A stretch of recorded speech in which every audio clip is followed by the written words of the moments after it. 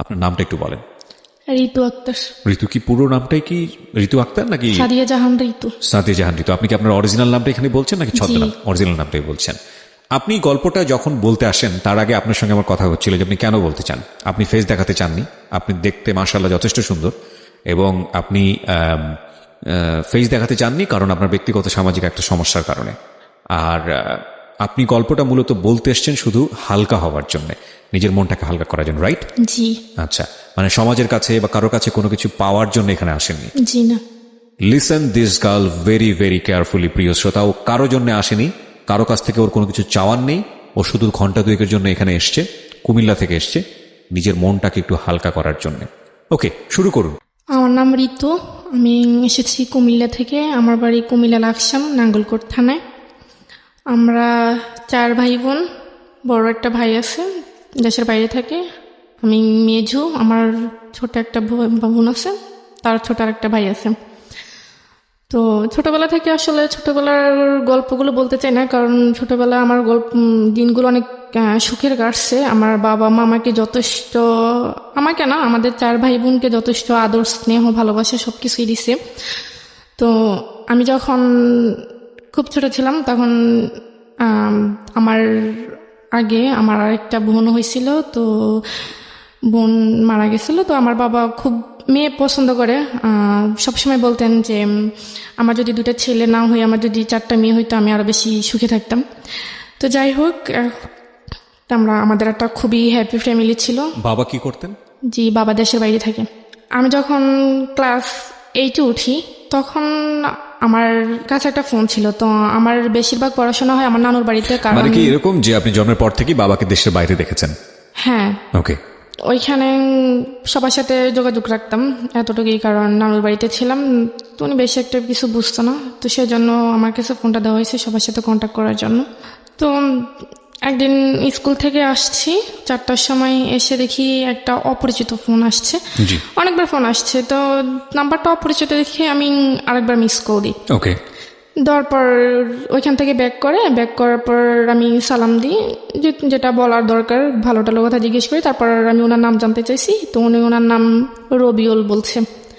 আমি বললাম যে আপনি কেন ফোন দিচ্ছেন, কোত্থেকে নাম্বার পাইছেন? তো উনি বলল যে দেখেন, হয়তো আল্লাহ আপনার সাথে আমার কথা বলিয়ে দিবে, সেজন্য আমি হয়তো আপনার সাথে কথা বলতে পারছি। তো তখন আমি বলছি ঠিক আছে, আর ফোন টোন দিবেন না। তো বলে যে আপনার সাথে কথা বলতে কি সমস্যা? আমি বলছি যে হ্যাঁ, আমি অপরিচিত কারোর সাথে কথা বলি না।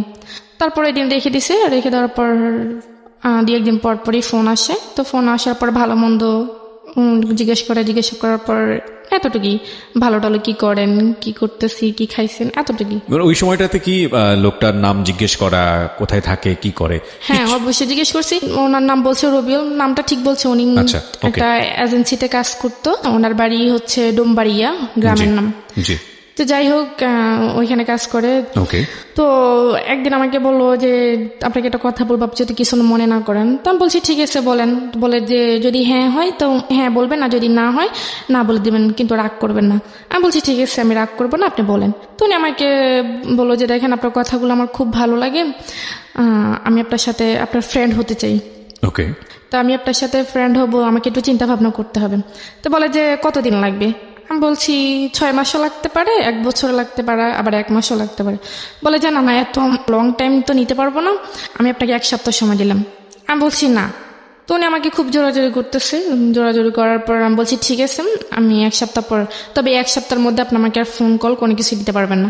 তো রেখে দিছে। রেখে দেওয়ার পর 1 সপ্তাহ পর ফোন দিছে। ফোন দেওয়ার পর আমি বলছি যে হ্যাঁ ঠিক আছে, আমি আপনার বন্ধু হতে পারি, তবে 1 শর্তে। তো বলো যে কি শর্ত? আমি বলছি জাস্ট বন্ধুর বাইরে আমি আর কোনো কিছু করতে পারবো না। বলছি ঠিক আছে, করতে হবে না। তো তখন আমি ক্লাস 8-এ উঠি, জানুয়ারি মাসের কথা।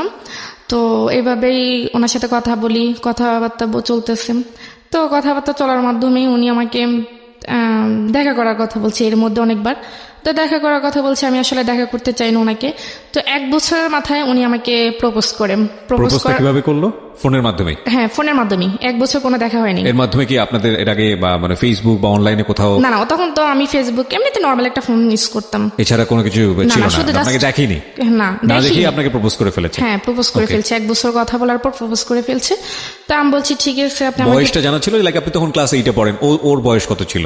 ওনার বয়স তখন 24 বছর ছিল। তো আপনি তখন খুব বেশি হলে 13 থেকে 14 বছর হ্যাঁ, বয়স, তো তখন 10 আসলে- বছরের ডিফারেন্স। তখন আমার ওনার বয়সটা ভালো লাগতো। ভয়েসটা ভালো লাগতো, হ্যাঁ, ফোনে তো কথা আমি বলা? ওনাকে দেখিনি। আচ্ছা আচ্ছা, তাও okay. কি আর ওনাকে দেখি না, জাস্ট ওনার সাথে কথা বলতে আমার ভালো লাগতো। আচ্ছা। তো এসের জন্য কথা বলতাম। তো কথা বলার পর উনি আমাকে প্রপোজ করলো, বলে যে আপনার সাথে আপনার মানে কথা অনেক চিন্তা ভাবনা করলাম, আপনার মতো এরকম একজনকে খুঁজছি, বা আপনাকে আমার খুব ভালো লাগে, আপনাকে যদি আমার জীবনসঙ্গী হিসেবে পাইতাম তাহলে অনেক ভালো হইতো। তো আমি বলছি আপনি কি আমার দেখেন না? দেখেন আমি তো দেখতেও সুন্দর না, আপনি আর আপনি যেভাবে চাচ্ছেন আমি তো ওরকম না। বলে যে না, যার কথা সুন্দর সে এখানে আমি জানি না, আমি নিজের একটা ঘটনা ছোট্ট করে একটু শেয়ার করব। Sorry for this interruption, but this is very important. এই যে না দেখে যে আকর্ষণটা জন্ম হয় একজন আরেকজনের প্রতি, ভুলেও ভাববেন না যেটার শক্তি নেই। এটা ভয়াবহতম শক্তিশালী আকর্ষণ, ভয়াবহ, মানে আনথিঙ্কেবল। এটা আমার ব্যক্তি জীবনে একবার হয়েছিল। আমি তখন একবার ইনিশিয়ালি, আজ থেকে 12 বছর বা 11 বছর আগের কথা, যিনি হয়তোবা রেডিওটা শুনছেন উনি, আমি জানি না, কারণ তাকে আমি আজ পর্যন্ত চোখে দেখিনি। এবং আমি নিজে জানি যে এটা কত ভয়াবহতম হতে পারে। আমার মনে আছে, আমি ঘটনাটা খুব ছোট করে বলি, নামটা পর্যন্ত আমার মনে আছে। আমি নামটা বলবো না, কারণ নামটা বললে নামের সাথে হয়তো অনেকেরই নাম মিলে যাবে, হয়তো সেটা ভালো হবে না তার জন্য। এই মেয়েটি, আমি তখন ইউনিভার্সিটির অনার্স কমপ্লিট করে ফেলেছি, মাস্টার্সে পড়ছি, এরকম একটা সময়ের ঘটনা। হঠাৎ করে নাম্বারে একটা ফোন আসলো এবং কথোপকথন শুরু করলাম। এমন হলো যে ঘন্টায় ঘন্টা তার সঙ্গে আমার কথা বলতে হচ্ছে, এবং আমি কোনোভাবে মাথা থেকে বের করতে পারছি না। 2 দিনের মাথায় গিয়ে আমি ফুললি যেটা দেখলাম যে আমি প্রচন্ড রকমভাবে অ্যাডিক্ট হয়ে গেছি তার ভয়েসের প্রতি। মানে আমি তার ভয়েসের ফ্যান ছিলাম। এবং সে এরকম বলল যে, আমি তখন মহসিন হলে থাকতাম, এবং সে বলল যে সে শামসুন্নাহার হলে থাকে। ইনফ্যাক্ট আমার মহসিন হল থেকে শামসুন্নাহার হলের দূরত্ব খুব বেশি না।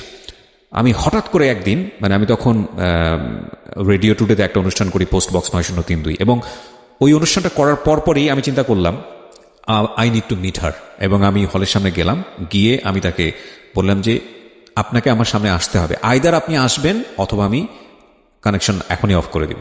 আমি ঠিক জানি না মানে আমি সেই কাজটা কি করেছিলাম, বাট আমার মনে আছে সে আসেনি আমার সামনে। সো আদৌ শামসুন্নাহার হলে ছিল বা অন্য কোথাও ছিল আমি জানি না। এবং আমি যেটা করেছিলাম যে সিমটা বের করে আমি ভেঙে ফেলেছিলাম সিমটা, এবং ওই সিমটা আমি আর পরবর্তীতে কখনো তুলিনি, আর কোনো ইউজ করিনি। সো ওই 2 দিনের রেজাল্ট দিয়ে আমি যেটা বুঝতে পারি যে এটা ভয়াবহতম আকর্ষণ তৈরি হয়। এবং এই ভয়েস দিয়ে যখন একটা মানুষের অবয়ব বা মূর্তি আমরা মনের মধ্যে তৈরি করি, সেটা সবচাইতে নিজের জায়গা থেকে সবচাইতে সুন্দর মানুষের যে অবয়বটা সেটা ভিতরে তৈরি করি, এবং এটা দুর্ধর্ষতম আকর্ষণ। এটা না জেনে এইদিকে পা বাড়ানো, এটা ভয়াবহ রকমের ভুল আমি বলবো। যাই হোক, আপনার ক্ষেত্রে আপনি না দেখেই ও আপনাকে প্রপোজ করেছে, আপনি কি করলেন? তখন আমি বলছি যে আপনার সাথে তো আমার প্রথমে কথা হয়েছে যে ফ্রেন্ড হিসেবে আমরা সারা জীবন থাকবো, কিন্তু তার বাইরে আমি কোনো কিছু করতে পারবো না। তো বলে যে হ্যাঁ দেখেন, আমি আপনার প্রতি খুবই দুর্বল হয়ে গেছি, আসলে আপনাকে সবসময় ভাবি, সেজন্য আসলে ফ্রেন্ড থেকে যদি আরেকটু সম্পর্কটা আরেকটু গভীরে যায় তাহলে আপনার জন্য ভালো হয়, আমার জন্য ভালো হয়। তখন আমি বলছি যে আমি আপনাকে দেখিনি, বাট আপনিও আমাকে দেখেন নাই, তো এখানে আসলে সম্পর্কটা কখনই হতে পারে না। তো আমি কথা বলে ফোনটা রেখে আমি ফোনটা অফ করে ফেলছি। একটানা 10 দিন আমি ফোন অফ রাখছি। ফোন অফ রাখার 10 দিন পর আমি যখন ফোনটা অফেন করছি, ফোনটা অফেন করার সাথে সাথেই ওনার ফোন। তো আমি ফোনটা তখন রিসিভ করিনি। তো রিসিভ না করাতে অনেকবার ফোন দিছে, ফোন আমি রিসিভ করিনি। তারপর উনি আরেকটা অপরিচিত একটা নাম্বার দিয়ে ফোন দিছে। তো আমি অপরিচিত নাম্বারটা যখন চিনি না, তখন ভাবলাম যে আমার হয়তো আত্মীয় স্বজন হইতে পারে। তো আমি ফোনটা রিসিভ করি। রিসিভ করার পর উনি আমাকে বলে যে আপনি আমাকে মানে আমার ফোনটা রিসিভ করছেন না, আপনি ফোন বন্ধ রাখছেন কেন, কি সমস্যা আপনার যদি ভালো না লাগে আপনি আমাকে না বলে দেন। আমি বলছি না, আমার ভালো লাগে না, আপনি আর আমাকে ফোন দিয়েন না, আসলে আমি এটা চাচ্ছি না, আমার ফ্যামিলি সেটা কখনোই অ্যাকসেপ্ট করবে না। তো বলে যে না, আপনি একটু ভেবে দেখেন, আসলে চিন্তা ভাবনা করে তো মানুষ সব কাজ করে, তো চিন্তা ভাবনা করে ভালো, আপনি একটু ভেবে দেখেন। তা আমি বলছি ঠিক আছে, আমি ভাববো। তো বলে যে ভাববার জন্য কতদিন সময় লাগবে? তা আমি বলছি দেখেন, আমার চিন্তা ভাবনা যে নিঃশ্বাস হবে আমি আপনি কয়েকদিন ফোন দেবো, কিন্তু তার আগে আপনি আমাকে আর ফোন দেবেন না। বলে যে না না, এটা কেমন কথা, আসলে আপনার সাথে কথা না বলে আমি থাকতে পারি না, এই 10টা দিন আমার অনেক কষ্ট হয়েছে, আপনাকে আমি কিভাবে বোঝাবো। তো বলে যে ঠিক আছে, আমি 10 দিন সময় দিলাম। তো ঠিক আছে, আমি 10 দিন পর উনি আমাকে ফোন দিল বিকালের টাইমে। তখন আমি বলছি যে ঠিক আছে, আমি রাজি আছি।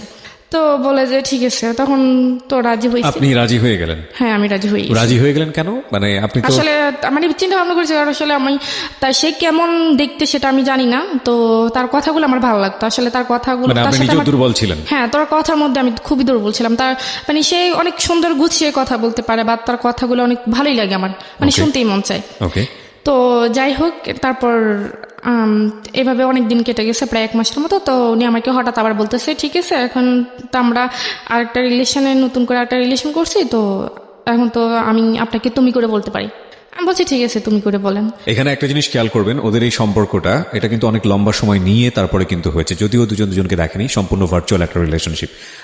প্রথম পর্যায়ে ফ্রেন্ডস ছিল, পরে আপনারা মানে এক ধরনের কি বলে বয়ফ্রেন্ড গার্লফ্রেন্ড রিলেশনশিপে গেলেন। এটার মধ্যে সময় নিলেন কতদিনের? প্রায় 1 বছরেরও বেশি। 1 বছরের বেশি। 1 বছরের বেশি, যেটা সাধারণত দেখা যায় না। মানে এই ধরনের সম্পর্ক ভার্চুয়াল জগতে হতে সপ্তাহখানেকেরও কম সময় লাগে। ডিপেন্ড, এটা পার্সন টু পার্সন ডিপেন্ড করে। বাট ওনারা 1 বছর সময় নিয়ে দুজন দুজনের প্রতি এফেক্টেড হয়েছেন, এবং খুব লম্বা একটা সময় আমি বলবো, যথেষ্ট সময় নিয়েছেন। যাই হোক, প্রিয় শ্রোতা, আমরা এখান থেকেই ফিরবো। গল্পটা শুরু হয়েছে মাত্র, এবং একটা বিষয় অবশ্যই খেয়াল রাখবেন, আজকের এই জীবন গল্প দুর্ধর্ষতম, কষ্টদায়ক, বেদনাদায়ক, ভয়াবহতম একটা গল্প, এবং যারা কষ্ট কম নিতে পারেন তাদের না শোনাটাই ভালো, আমি প্রথমেই বলে নিচ্ছি। কারণ আমার কাছে মনে হয়েছে যে মানে নিজে তো বাবা হয়েছি, মাস 3-4 হলো, সহ্য করাটা আসলে কঠিন, খুবই খুবই কঠিন। তারপর সে আবার আমাকে বলে যে দেখা করার কথা। তো তখনও আমি আসলে এতটা তার সাথে এতটা ফ্রি হইতে পারিনি। তো তখন আমি আর তাকে বলছি যে না, আজকে দেখা হবে না, বা তাকে এভাবে ঘুরিয়ে ঘুরিয়ে আমি সময় পার করতেছি। প্রায় 1.5 বছর চলে যায় এভাবে। 1.5 বছর চলে যাওয়ার পর সে আমাকে হঠাৎ একদিন শুক্রবার ছিল, তো আমাকে বলতেছে যে দেখো, তুমি যদি আজকে আমার সাথে দেখা না করো তাহলে আমার তোমার সাথে কোনো সম্পর্ক থাকবে না। তো বলছে যে তুমি স্কুলের সামনে আসবা, আমি ওইখানে আসবো। তো আমি বলছি ঠিক আছে, বিকেল 5টার দিকে। তখন আসলে আমি তখন নানুকে বললাম যে আমি একটু বাজার যাব। তো নানু বললো যে না, এখন বাজারে দেওয়ার দরকার নেই, তো তোমার মামা আছে, তোমার মামাকে বলো, যদি উনি যাইতে দেয় তো তুমি যাও। তখন আসলে মামার কাছে তো বলতে পারবো না, কারণ মামার কাছে বলবে যে তোমার কি লাগবে, তুমি আমার কাছে বলো, তোমার যাওয়ার দরকার নেই। তখন আমি বলতে পারি না, তো যে কোনো কারণে আমি বাইরে হতে পারি না। তখন আমি ওকে আর বলতে পারিনি যে মানে আমি আসবো না। তখন আমি আবার ফোনটা অফ করে ফেলছি। যে তখন সে আমাকে অনেকবার ট্রাই করছে, আমার ফোনটা তখন মিস কল অ্যালার্ট চালু ছিল। তো আমি যখন ফোনটা অফ করছি, দেখি যে সে আমাকে প্রায় 1000-এর উপরে ফোন দিচ্ছে। তো সে আমাকে রাগ করে 2-3 দিন ফোন দেয়নি। 2-3 দিন ফোন না দেওয়াতে আমিও ফোন দিইনি। তো 2-3 দিন পর সে নিজে আমাকে আবার ফোন দিছে। ফোন দেওয়ার পর বলতেছে তোমার কি সমস্যা, তুমি আমার সাথে দেখা করলে না কেন? তা আমি বলছি আমার সমস্যা ছিল, আমি বাইরে হতে পারিনি। তো বলে যে বাইরে হইতে না পারলে তুমি আমাকে বলতাম। তা আমি বলছি বললে হয়তো আপনি এটা অন্যভাবে নেবেন, সেজন্য আমি বলতে পারিনি। তো তাকে সরি বলছি। তো সরি বলার পর সে যাই হোক, সেটা সমাধান হয়ে গেছে। কথা চলতে চলতে 2 বছর, তখন 2012 সাল। 12 সালের লাস্টের দিকে আমি, আমার বোন, তখন আমার আব্বু বাড়িতে আসছে বিদেশ থেকে। বাড়িতে আসার পর আমাকে বাড়িতে নিয়ে আসছে। তো আমি তাকে বলছিলাম যে আমার আব্বু বাড়িতে আসতেছে, তো আমি আপনার সাথে অনেকদিন কথা বলতে পারবো না, মানে যতদিন বাড়িতে থাকবো ততদিন কথা বলতে পারবো না, কারণ আমাদের বাড়িতে আসলে আবার কথা হবে, কথা বলতে পারবো না। তো উনি বলছে যে কেন? আমি বলছি আমার আব্বু বাড়িতে আসতেছে, তো আমি তো ফোনটা আবার ওইখানে নিয়ে যেতে পারবো না। তো বলে ঠিক আছে। তখন আমি বাড়িতে আসছি। আসার পর তো আমার আব্বু, আমার বোন, আমার ছোট ভাই, আমার বোনের একটা ফ্রেন্ড ছিল, আমার মামাদের বাসা আসবো ঢাকায়, উত্তরায়। সেটা আমি আসলে ওনাকে বলতে পারিনি যে কারণ আমি কারো ফোন ধরতেও পারি না, বা বাড়িতে গেলে আমি বিশেষ করে আম্মু বা আব্বুর ওনাদের ফোন ধরি না। তো ফোন না পেয়ে আমি ওনাকে বলতে পারিনি। তো আমি ঢাকা আসছি। ঢাকায় সেখানে প্রায় 1 সপ্তাহ ছিলাম। তো 1 সপ্তাহ থাকার পর আবার বাড়িতে গেছি। বাড়িতে যাওয়ার পর আমার আব্বু কোনো একটা কাজে চিটাগং গেছিল। তো ওইখানে যাওয়ার পর আমি এটা সুযোগ পাইছি আমার নানুদের বাড়িতে আসার জন্য। তো আমার নানু ফোন দিচ্ছিল যাওয়ার জন্য। তখন আমি গেছি, গিয়ে আবার ওনার সাথে কন্ট্যাক্ট করছি। তো কন্ট্যাক্ট করার পর বলে যে এতদিন কেন, তুমি তো বলছো কয়েকদিন তারপর আবার আসবা, তো এতদিন গ্যাপ ছিল কেন? বলছি ঢাকা গেছিলাম আব্বুর সাথে, সেজন্য বলতে পারিনি। তো এই ব্যাপারটা আমি ওনাকে বলি নাই কেন, ওইটা উনি আমার সাথে অনেক রাগ করছে যে তুমি ঢাকা গেছো আমাকে বলছো, নাহলে আমিও ঢাকা যেতাম, দূর থেকে তোমাকে দেখতাম। আমি বলছি আমি বলতে পারিনি, আমি সুযোগ পাইনি। এটা নিয়ে অনেক ঝগড়া হয়েছে। ঝগড়া হওয়ার পর উনি আমাকে তুই করে বলতেছে যে তুই আর আমাকে ফোন দিবি না। আমি বলছি ঠিক আছে, আমি ফোন দিব না। মানে ক্রেজি হয়ে গেছে আর কি, এতবার বারবার আপনাকে দেখতে চাচ্ছে, আপনি সামনে আসতেছেন না, আসতেছি না। হ্যাঁ, রাইট। পরে ঠিক আছে, তখন আমি আর তাকে মানে সে আমাকে ফোন দিবে না কেন সেটা আমার জানার আগ্রহ ছিল না, ফোন না দিলে নেই।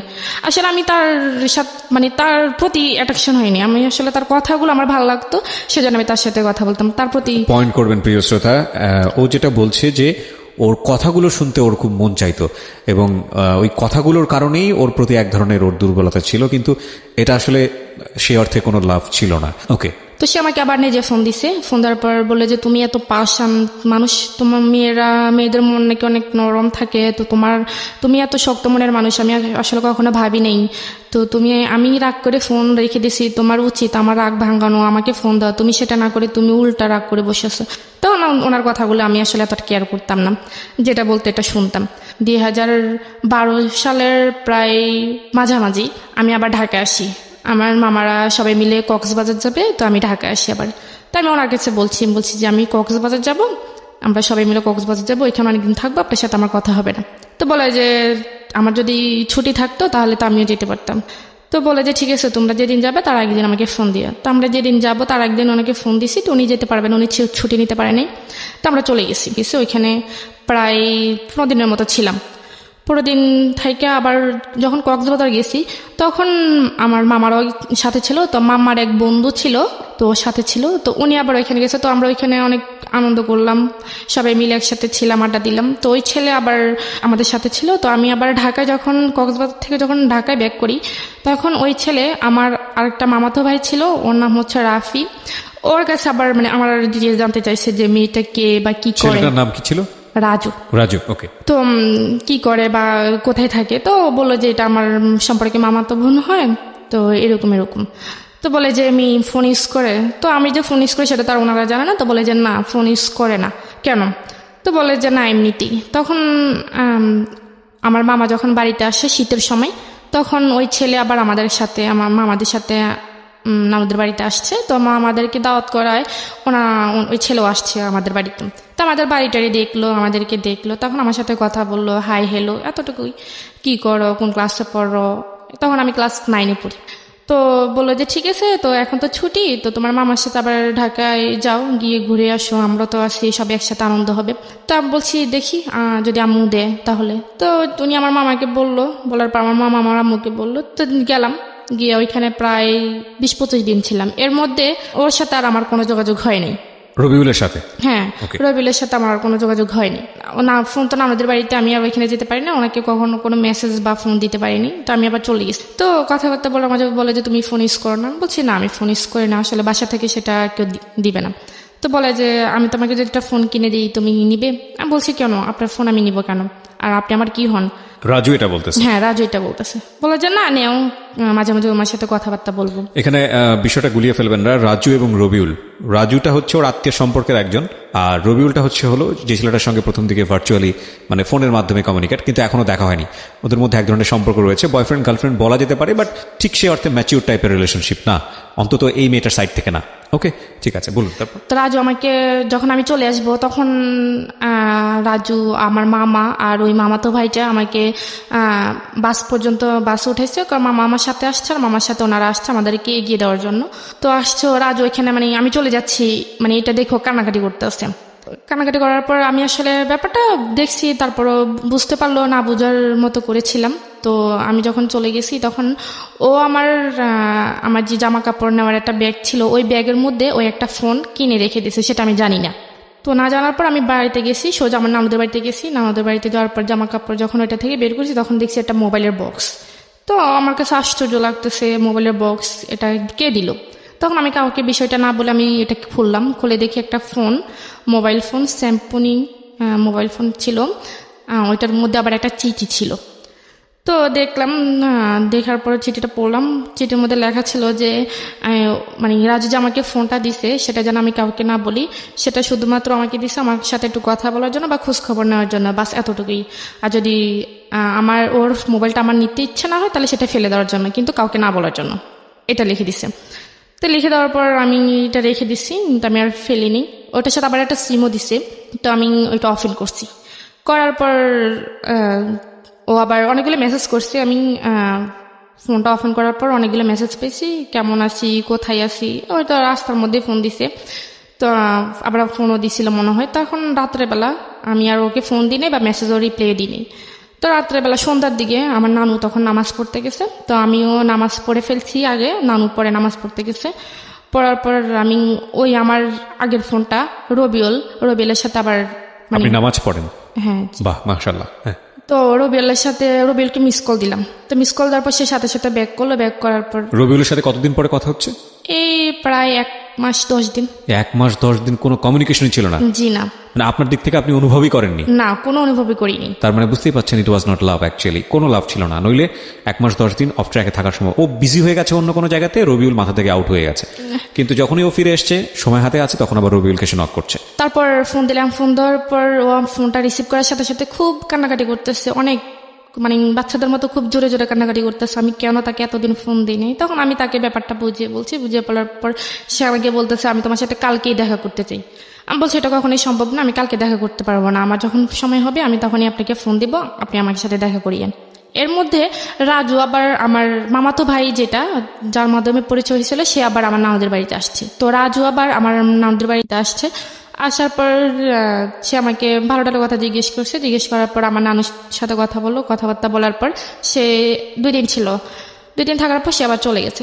চলে যাওয়ার 5-6 দিন পর রাজু তার আম্মুকে পাঠাইছে। রাজুর আব্বু নাই, তার আম্মুকে পাঠাইছে আমার নানুর কাছে। পাঠাইছে সে আমাকে বিয়ে করবে, একটা বিয়ের প্রস্তাব নিয়ে আমাকে সে পাঠাইছে। সে কি করতো সেই মুহূর্তে? সেই পড়াশোনা করতো, অনার্স করতো। এই অবস্থায় বিয়ের প্রস্তাব দিয়ে পাঠিয়েছে? হ্যাঁ, আর ওরা মানে ঢাকায় স্থানীয় ছিল। ওকে।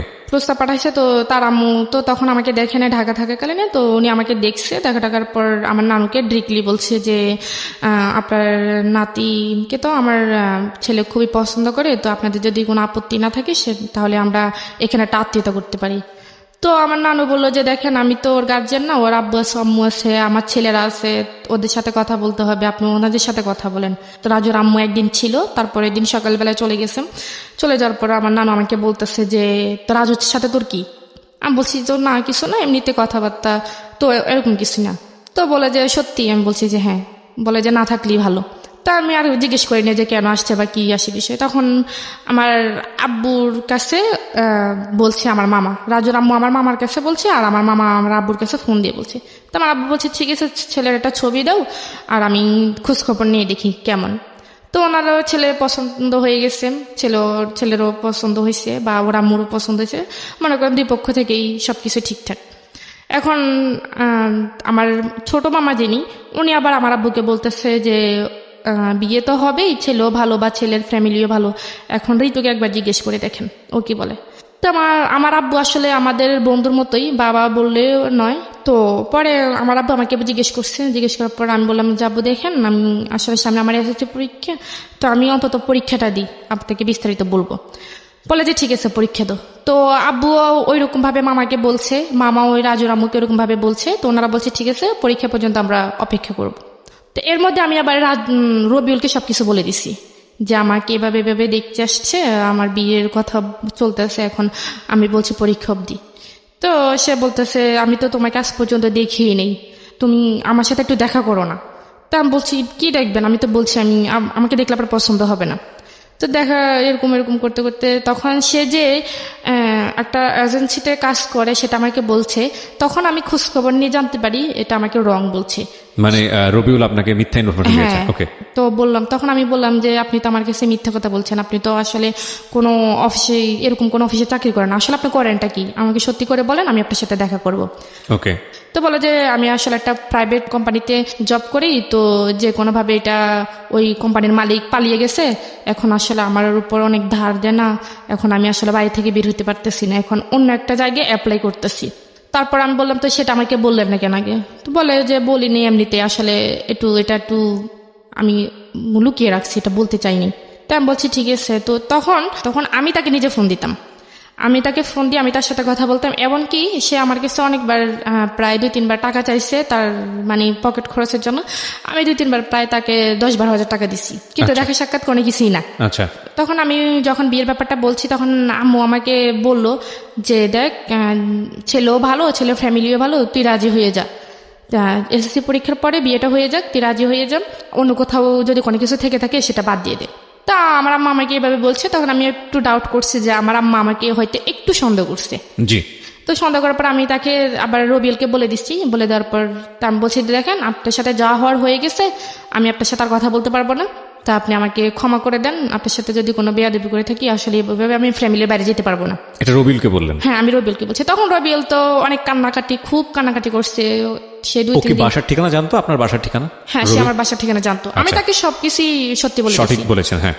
তখন সে খুবই কান্নাকাটি করছে। সে বলতেছে ঠিক আছে আমি তোমাদের বাড়িতে আসতেছি। আমি বলছি যে না, আমার যদি ভালো চান আপনি কখনই আমাদের বাড়িতে আসবেন না, আর আসলে অনেক খারাপ হয়ে যাবে। তখন আমি তাকে এরকম কোনো কিছু বলার পর সে আসেনি।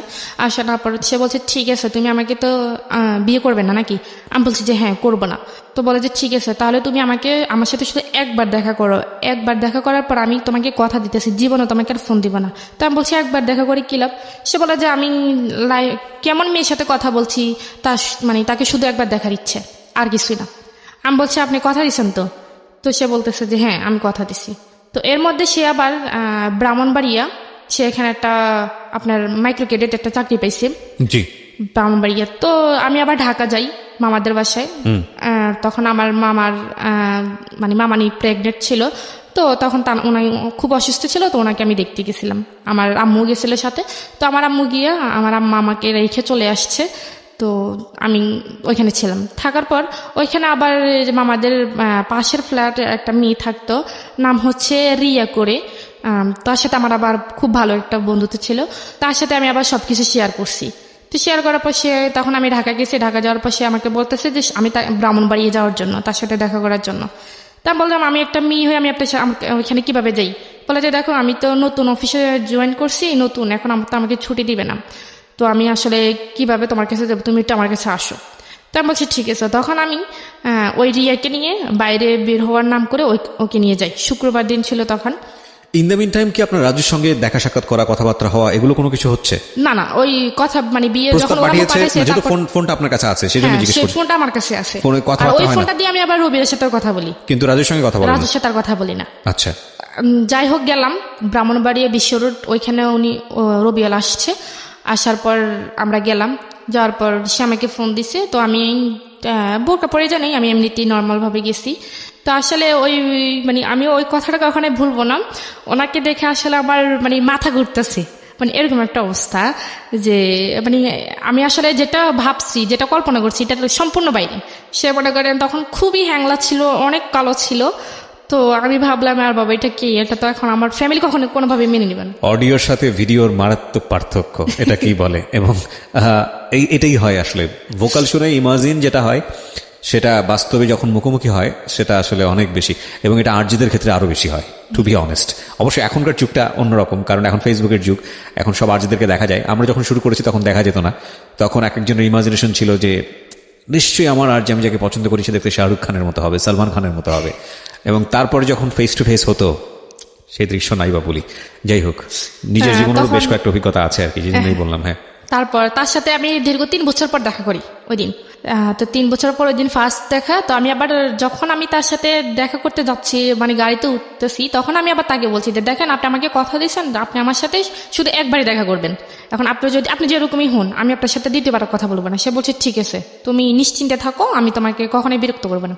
তো যাই হোক, সে আমাকে দেখলো, আমিও তাকে দেখলাম। দেখার পর ওইখানে একটা রেস্টুরেন্টে গেলাম। ওই দিন আমি সারাদিন তার সাথে দেখা করবে একটু আনইজি ফিল করতেছি। আসলে আমি সারাদিন খাই নাই। তো না খাওয়াতে আমার খুব খিদে লাগছে, কিন্তু তাকে দেখার পর আমার খিদে চলে গেছে। ওকে। তাকে দেখার পর আমার খুব খিদে চলে গেছে, যে যখন গাড়িতে আসতেছে তখন ভাবতেছি যে ওনার সাথে দেখা করলে একসাথে হয়তো দুপুরে লাঞ্চ হবে বা সকালে নাস্তা দুটি একসাথে হবে। কিন্তু তাকে দেখার পর আমার খিদেটা চলে গেছে। আমি কি খাবো? তখন সে আমাকে একটা রেস্টুরেন্টে নিয়ে গেছিল, ওইটার নাম ছিল ঝুমুর, ব্রাহ্মণবাড়ি একটা শহরে। ওইখানে নিয়ে গেছিল। তো শুক্রবার যেহেতু ছিল, উনিও হয়তো খাওয়া দাওয়া করে আসে না, তো উনি খাইছে, আমাকেও দিছে, আমি খাইনি, আমি বসেছিলাম। তো আমি ওইখান থেকে খুবই বিরক্ত ফিল করতেছি যে আমি কখন যাবো এখান থেকে। তো খাওয়া দাওয়া শেষ হলো। শেষ হওয়ার পর তখন আমরা আবার যখন বাসে যাইতেছি, সে আমাকে বাসে তুলে দিবে, তখন সে আমাকে জিজ্ঞেস করতেছে যে তোমাকে আমার পছন্দ হয়েছে, আমাকে তোমার পছন্দ হয়েছে কিনা। তখন তো আমি বলছি ঠিক আছে, আপনি তো আমাকে বলছেন যে আপনি আমার সাথে আর কখনোই দেখা করবেন না বা কথা বলবেন না, এটা কেমন কথা? এটা এখন তো আপনি আমার মানে কথার সাথে কাজের কোনো মিল নেই, এটা তো কখনোই সম্ভব না। আমি আপনাকে বিশ্বাস করে আপনার সাথে দেখা করতে আসছি, আর আপনি এখন এটা কি বলতেছেন? বলে যে না দেখো, আমি বলে ফেলছি, এটা তোমাকে শুধু তোমাকে দেখার জন্য বলছি, আমি মন থেকে এটা বলিনি। আমি বলছি ঠিক আছে, আমি আগে বাসায় যাই, আমি অনেক টায়ার্ড, আমি খুবই ক্লান্ত, অনেক জার্নি হয়েছে, আমি বাসায় যাই। তো আমার ফোনে চার্জ ছিল না, তো আমি যখন গাড়িতে উঠি তখন আমার ফোনে মানে মোবাইলটা বন্ধ হয়ে গেছে। তো আমি বাসায় গেছি, বাসায় গিয়ে গোসল করলাম, গোসল টোসল করে বা ফ্রেশ হয়ে খাওয়া দাওয়া করে বাসায় গিয়ে মোবাইলটা চার্জে দিয়েছি, বন্ধ রেখে চার্জে দিয়েছি, আমি মোবাইলটা আর খুলিনি। তো অনেকক্ষণ সময় হয়েছে, যখন বাসায় আস্তে আস্তে 6টা বাজছে, তো আমি ওনার সাথে আমি ফোনটা অফেন করি 8টার সময়। তো ফোনটা অফেন করার সাথে সাথে উনি আমাকে ফোন দিচ্ছে। তো বলতেছে, এই তুমি আমাকে কেন এতক্ষণ ফোন দেওয়া নেই, মোবাইল বন্ধ ছিল কেন? জানো আমি কতক্ষণ টেনশন ছিলাম যে তুমি আমাকে কেন ফোন দেওয়া নেই, আমি কত টেনশনে ছিলাম, আমাকে টেনশন রাখতে ভালো লাগে, মানে সে এরকম করে কান্নাকাটি করতেছে। আচ্ছা, তা আমি বলছি যে দেখেন আপনি কান্নাকাটি করতেছেন কেন, আসলে আমি আপনাকে ফোন দিব কেন? আপনি তো বলছেন আপনার সাথে আমার কোনো কথা হবে না, তাহলে আপনি আমাকে ফোন দিচ্ছেন কেন? আপনি আমাকে দয়া করে আর ফোন দিয়েন না, আমি আপনার কথার উপর বিশেষ করে আপনার সাথে দেখা করছি, সেজন্য এটা না যে আপনার সাথে আবার কথা বলতে হবে। তখন সে আমাকে বলতেছে যে তুমি যদি আমার সাথে কথা না বলো আমি মরে যাব, আমি ট্রেনের তলে নিজে জীবন দিয়ে দিব, আমি ফাঁসি দিব, মানে এরকম বিভিন্ন রকমের ব্ল্যাকমেল করতেছে। তো করার পর আমি ফোনটা রেখে দিচ্ছি। তখন ওনার সাথে আমার মানে কথাই বলতে ভালো লাগতেছে না, যে কি কথা বলবো আসলে। তখন মনে হইতেছে যে একটা মানুষকে যদি মনে দেখে ভালো না লাগে তখন তার সাথে কথা বলাটা আসলে ভালো লাগতো। তখন ওনার কথাগুলো তখন আর আমার কাছে ভালো লাগতো না, কিন্তু দেখা করার আগে ওনার কথাগুলো আমার খুব ভালো লাগতো, কিন্তু তখন আর দেখা করার পর মানে কথাগুলি ভালো লাগতো না। তখন আমি রেখে দিছি, রেখে দেওয়ার পর উনি আমাকে বারবার ফোন দেয়, আমি ফোন রিসিভ করে নেয়, তারপর আমি নাম্বারটা ব্ল্যাক লিস্টে রাখিয়ে দিছি। তো রেখে দেওয়ার পর সে আমাকে বিভিন্ন নাম্বার থেকে ফোন দিচ্ছে, ফোন দেওয়ার পর আমি ফোন মানে কোনোভাবে রিসিভ করি না। তো তার এক কলিং ছিল, আমি ওনার নামটা বলতে চাচ্ছি না, তো তার এক কলিং ছিল, সে আমাকে ফোন দিছে। ফোন দেওয়ার পর বলতেছে কি আমি কি ঋতুর সাথে কথা বলতে পারি? আমি বলছি হ্যাঁ আমি ঋতু, আপনি বলেন। তো বলে যে আপনি কি রবিউলকে চিনেন? আমি বলছি কোন রবিউল? বলে যে ওই দিন শুক্রবারে দেখা করতে গেছেন ওই রবিউল। আমি বলছি না, আমি এরকম আমি কাউকে তো চিনি না, আমি কারোর সাথে দেখা করিনি, আপনি কেন ফোন দিচ্ছেন? তো বলে যে দেখুন না, তখন আমি ফোনটা রেখে দিছি, ফোনটা রেখে দেওয়ার পর উনি আবার ফোন দিছে, তখন আমি আবার ফোনটা কেটে দিছি। তো বারবার ফোন দিতেছে, তখন আমি বলছি যে আপনার সমস্যাটা কি, আপনি আমাকে বারবার ফোন দিয়ে ডিস্টার্ব করতেছেন কেন? আমি তো বলছি আমি রবিউল না, আমি কাউকে চিনি না, আপনি হয়তো ভুল নাম্বারে ডায়াল করছেন। তো বলতেছে যে দেখুন আপু, আপনার সাথে আমি 2 মিনিট কথা বলবো, আমাকে প্লিজ 2 মিনিট সময় দেন। তা আমি বলছি ঠিক আছে 2 মিনিট, তার বেশি না। বলে যে দেখেন রবিউল কিন্তু অনেকগুলো ঘুমের ওষুধ খেয়ে ফেলছে, আর ওর অবস্থা খুবই খারাপ, ও এখন কি জানি স্যালাইনে আসছে, ডাক্তার আসছে স্যালাইন ট্যালাইন দিছে, ও আজকে 2-3 দিন খাওয়া দাওয়া সব বন্ধ করে দিছে। দেখুন আপনি কি চান আপনার জন্য একটা মানুষ মারা যাক? আমি বলছি আমি কেন চাইবো, আমি তো ওনাকে বলি না যে আমার জন্য উনি মরুক, আমি তো বলি না যে আমার জন্য না খেয়ে থাকুক, উনি এমন করতেছে কেন? বলে যে একটা মানুষ যদি একটা মানুষের সাথে কথা বললে তার জীবনটা বেঁচে যায়, তাহলে সেটা আমার মনে হয় সেটা একটা ভালো কাজ। আপনি যদি আপনার ভালো কাজের জন্য যদি ওই মানুষটার জীবন মানে প্রাণে বেঁচে যায়, তাহলে তা আপনি আল্লাহর কাছে ভালো পাবেন। উনি আমাকে এরকম করে বলতেছে। তখন আমার কাছে একটু খারাপ লাগছে। আমি বলছি মানুষটা আসলে সত্যি সত্যি যদি আবার মরে টরে যায় তখন তো মানে আপনার অন্তরে একটু মায়া হয়েছে তার জন্য। হ্যাঁ মায়া হয়েছে। তখন আমি বলছি ঠিক আছে ওনার কাছে দেন। তো বলে যে উনি তো এখন অজ্ঞান অবস্থায় আছে, ওনার জ্ঞানে আসলে আমি আপনাকে ফোন দিব। তো বিকেলের দিকে উনি আবার ফোন দিচ্ছে, ফোন দেওয়ার পর বলতেছে যে নেন রবিউল ভাইয়ের সাথে কথা বলে। তো আমি বলছি, তখন আমি ওনাকে তুই তাই করে বলছি। আমি বলছি যে তোর সমস্যা কি, তুই আমাকে বলছস যে তুই আমার সাথে কথা বলবি না, আমাকে আর ফোন দিবি না, তো তুই এরকম করতেছস কেন? তুই কি আমাকে ফাঁসাতে চাইতেছস? সামনে আমার বিয়ে, আমি তো তোর সাথে কখনই কথা বলতে পারবো না। তো সে আমাকে বলতেছে তুমি আমাকে যা গালি দাও মারো যাই করো, আমি তোমাকে বারবার ফোন দেবো, আর তুমি যদি তা আমার ফোন রিসিভ না করো বা মোবাইল বন্ধ করে রাখো সমস্যা না, আমি তোমার বাড়ি চিনি, আমি তোমার আব্বু আম্মুকে গিয়ে বিস্তারিত যা বলার বলে দিব। তা আমি বলি কি বলবেন? বলে যে যা বলার বলবো, যাতে তোমার আব্বু আম্মুও কখনো মুখ দেখাতে না পারে, তুমি না দেখাতে পারো। তখন আমি বুঝতে পারছি সে আমাকে এক ধরনের ব্ল্যাকমেল করতেছে। রাইট। তখন আমি বলছি যে ঠিক আছে তাহলে আমাকে কি করতে হবে? বলে যে তুমি আমার সাথে কথা বলবা। আমি বলছি ঠিক আছে আমি কথা বলবো। মানে আপনি ভয় পেলেন? হ্যাঁ আমি ভয় পেয়ে গেছি, কারণ ও আমার বাসা চেনে, বাড়ি চেনে। এখন যদি আমাকে বাবাও বাড়িতে থাকে না? হ্যাঁ। তখন কি বাবা বাড়িতে থাকতো না সৌদি আরবে? না, বাড়িতে চলে গেছে, দেশের বাইরে চলে গেছে। হ্যাঁ, দেশের সুতরাং বাইরে। ভয় হয়েছে, বড় ভাই যেহেতু শাসন করতে পারে। হ্যাঁ, এখন আম্মু তো আছে, এখন আর বলছে যে সে বাড়ির আশেপাশে মানুষদেরকেও জানাইবে। ওকে।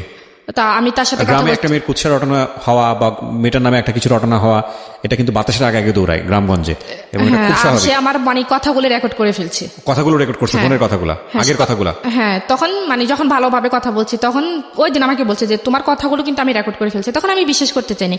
তো সেই ওই যে ছেলেটা আমাকে ফোন দিছিল, ওর কথা বললো, ওই ফোন নাম্বার থেকে ফোন দিয়ে ওই আমার রেকর্ডগুলো শোনাইছে।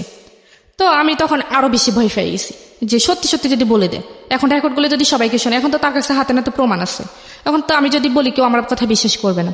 তখন আমি বলছি ঠিক আছে, আমি আপনার সাথে কথা বলবো। তো কথা বলবো এইভাবে আরো ধরেন 2 মাস কেটে গেছে। 2 মাস কেটে গেছে, এর মধ্যে আমার পরীক্ষা, আমি এসএসসি পরীক্ষা দিছি।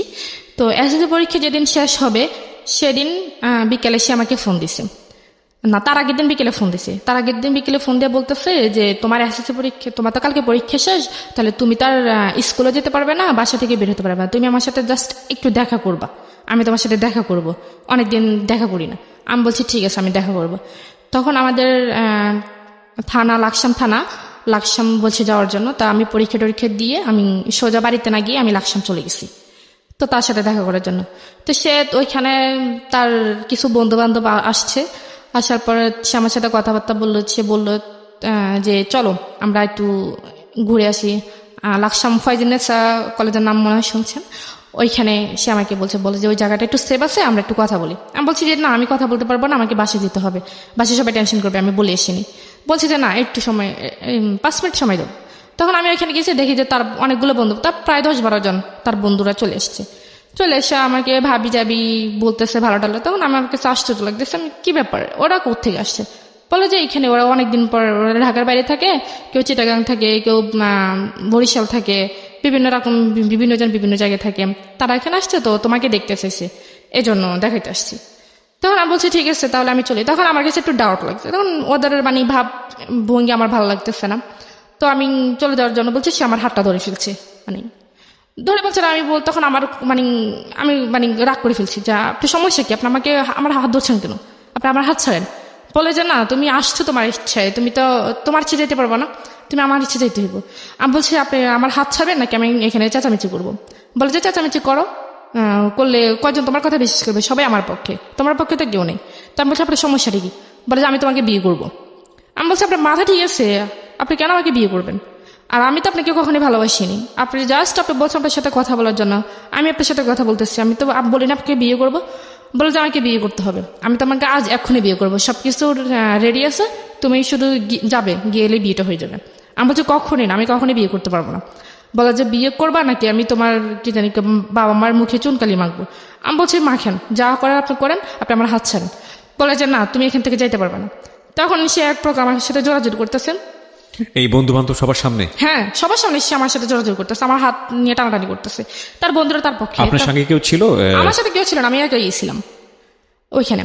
তো তখন আমি অনেক ভয় পেয়েছি, তখন আমি খুব কানাকাটি করতেছি। তখন আবার ওই কলেজের মাঠেই মনে করেন বিকেল টাইমে খুবই ফাঁকা ছিল, আর আশেপাশে কোনো লোকজন ছিল না যে আমি কাউকে ডেকে আমার সমস্যার কথা বলবো। তখন তার একটা বন্ধু একটা প্রাইভেট কার নিয়ে এসছে, নিয়ে এসে আমাকে টান মেরেই গাড়ির ভিতরে ঢুকিয়ে ফেলছে। ঢুকিয়ে ফেলার পর তখন কি জানি তারপর কি হয়েছে আমি আর জানি না। তখন আমার যখন জ্ঞান আসছে, তখন আমি একটা রুমের মধ্যে, একটা বাসার মধ্যে ছিলাম, ফ্যামিলি বাসার মধ্যে ছিলাম। তখন আমার চোখে পানি টানি দিচ্ছে, দেওয়ার পর তখন তখন জ্ঞান ফিরছে ঠিকই, কিন্তু আসলে আমি কথা বলার অবস্থার মতো ছিলাম না। তো তারপর ওইখানে একটা মহিলাকে দেখলাম, তো উনি আমাকে বললো যে তুমি ঠিক আছো? তা আমি বলছি আমি কোথায়, আমি বাড়ি যাব, আমাকে বাড়িতে নিয়ে যান। তুমি জানো তুমি কার কাছে আসছো? আমি বলছি যে না। আপনি কে? বলে যে তুমি যে ছেলের সাথে আসছো আমি ওই ছেলের আন্টি হই। তা আমি বলছি দেখেন, উনি আমাকে জোর করে এখানে আনছে, আমার আসলে কোনো আসার ইচ্ছা ছিল না, আপনি আমাকে যাওয়ার একটু ব্যবস্থা করে দেন। বলে যে না, ওরা তো বিয়ের ব্যবস্থা করতে গেছে, তোমাদের তো নাকি আজকে বিয়ে। আমি বলছি যে না, আমার তো বিয়ে করার ইচ্ছা নেই, দেখেন আমার বিয়ে ঠিক হয়ে গেছে, এখানে আমি আসলে থাকতে পারবো না। আর আপনি বোঝার চেষ্টা করেন, আমি তো ওনার সাথে জাস্ট ফ্রেন্ড হিসেবে কথা বলছি। তো বলে যে না, তুমি মিথ্যা কথা বলো কেন, আমি তো সব শুনছি। তো নিয়ে আমাকে এড়িয়ে যাইতেছে এভাবে। যাওয়ার পরে তো যাই হোক, এখন ও ছেলে আসছে, আসার পর আমি ওই ছেলের পা ধরে ফেলছি, Right, এই প্রশ্নটা আমাদেরও আছে। এবং হ্যাঁ, হিন্দু পা ধরে মাপ চাইতেছি ধর্মে। যে আমাকে একটু চলে যেতে দেন, আসলে আমার জীবনটাকে এভাবে নষ্ট করিয়েন না। তো সে বলতেছে যে আমার মধ্যে কি নেই, আমি তোমার জীবন কেন নষ্ট করবো, আমি তোমাকে বিয়ে করতে চাই, এমন তো না যে তোমাকে নিয়ে টাইম পাস করতেছি বা তোমাকে নিয়ে কোথাও গিয়ে সময় কাটাতেছি, আমি তো তোমাকে বিয়ে করতে চাই, তো আমার মধ্যে কি এমন নেই যে তুমি আমাকে ভালোবাসো না। তখন আমি বলছি যে আপনি নিজের চেহারাটা একটু আনের মধ্যে গিয়ে দেখছেন, মানে আমি ভেবে বলছি। বলার পর সে আমাকে একটা থাপ্পড় মারছে ওইখানে, অনেক জোরে একটা থাপ্পড় মারছে। থাপ্পড় মারা আমার খুব কানাকাটি করতেছি। কানাকাটি করার পর বলতেছে যে তুই যদি আমাকে বিয়ে না করস এখানে তুই আমার লাশ দেখবি। আমি বলছি আপনি মরেন যাই করেন এটা আপনার ইচ্ছা, আমি আর আপনার কোনো কথাই আমার মন গলবে না। তখন সে কি করছে, একটা তরকারি কাটার যে ছুরিগুলা ওইগুলা এসে তার হাতের মধ্যে একটা ইয়ে করে দিচ্ছে। পজ দিছে। হ্যাঁ, তো অনেকগুলো রক্ত বাইরে হইতেছে। তো বাইরে হওয়ার পর মানে আমার তখন খারাপ লাগছে, তখন আমি দৌড়ে গিয়ে তার হাতটা মানে চেপে ধরছি যাতে রক্ত বাইরে না হয়। তো চেপে ধরার পর তার আন্টি আমি ডাক দিচ্ছি, ডাক দেওয়ার পর উনি আইসা ব্যান্ডেজ করে দিছে। তারপর তো বলে যে ওই ছেলে আমাকে বলে যে এখন তো দেখছো আমি তোমাকে কতটা ভালোবাসি, এখন তুমি কি চাও আমি তোমার জন্য মরে যাই। তখন আমি আসলে এক ধরনের রাজি হয়ে গেছি। আমি বলছি ঠিক আছে আমি রাজি। তো আমি বলছি যে আমি রাজি এক সত্ত্বে, তো আমি বিয়ের পর আমি বাড়িতে চলে যাব। তো সে বলছে যে না, বিয়ের পর তো আমি বাড়িতে যাওয়ার জন্য তো তোমাকে বিয়ে করবো না, আমি বিয়ে করব তোমাকে আমার কাছে রাখার জন্য। তো যাই হোক বিয়েটা হয়ে গেছে।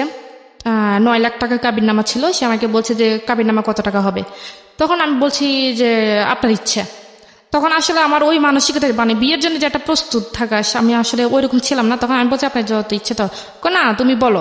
আমি বলছি যে ঠিক আছে 10 লাখ টাকা। তো কাজী বলতেছে ঠিক আছে কেউ কিছু বলা দরকার না, আমি একটা বলে দিই। তো উনি 9,01,01 টাকা বলছেন। আপনার বয়স হয়েছিল বিয়ের? জি না, আমার বয়স তখন আমি ক্লাস এসএসসি পরীক্ষা দিছি, তখন আমার 16 বছর সামথিং, সর্বোচ্চ হলো 15-16 বছর। হ্যাঁ তখন Okay. চলে। তো তখন আবার আমার কাজী কত বয়স দেখালো? ওইখানে 20 বছর দিছে। 20 বছর দিয়েছে। হ্যাঁ, এরকম আর আমার বিয়েতে তো যদি মানে- কেউ করায় এবং এটা যদি কোনোভাবে আইনি ঝামেলায় যায় তাহলে মানে ওনারা তো ফাঁসবেনই, কাজী সবার আগে ফাঁসবে আর কি। তো যাই হোক, তো আমাকে ওই তো 9,01,01 টাকায় বলছে। বলার পর তো বিয়েটা হয়ে গেছে। হওয়ার পর সেই যেখানে চাকরি করে ব্রাহ্মণবাড়িয়া সেখানে আমাকে নিয়ে গেছে ওই দিনই। ট্রেনে চলে গেছি আমরা। যাওয়ার পর ওইখানে একটা রুম নিল। রুম নেওয়ার পর কিছু জিনিসপত্র কিনলো। ইন দ্য মিন টাইম বাড়ির কথা আপনার মনে পড়েনি? বাড়িতে কি হচ্ছে? না অবশ্যই পড়ছে। তখন আমি তাকে অনেকবার চেষ্টা করছি, তখন তো আমার কাছে ফোন ছিল না, কারণ আমি সাথে করে ফোন নিয়ে আসিনি।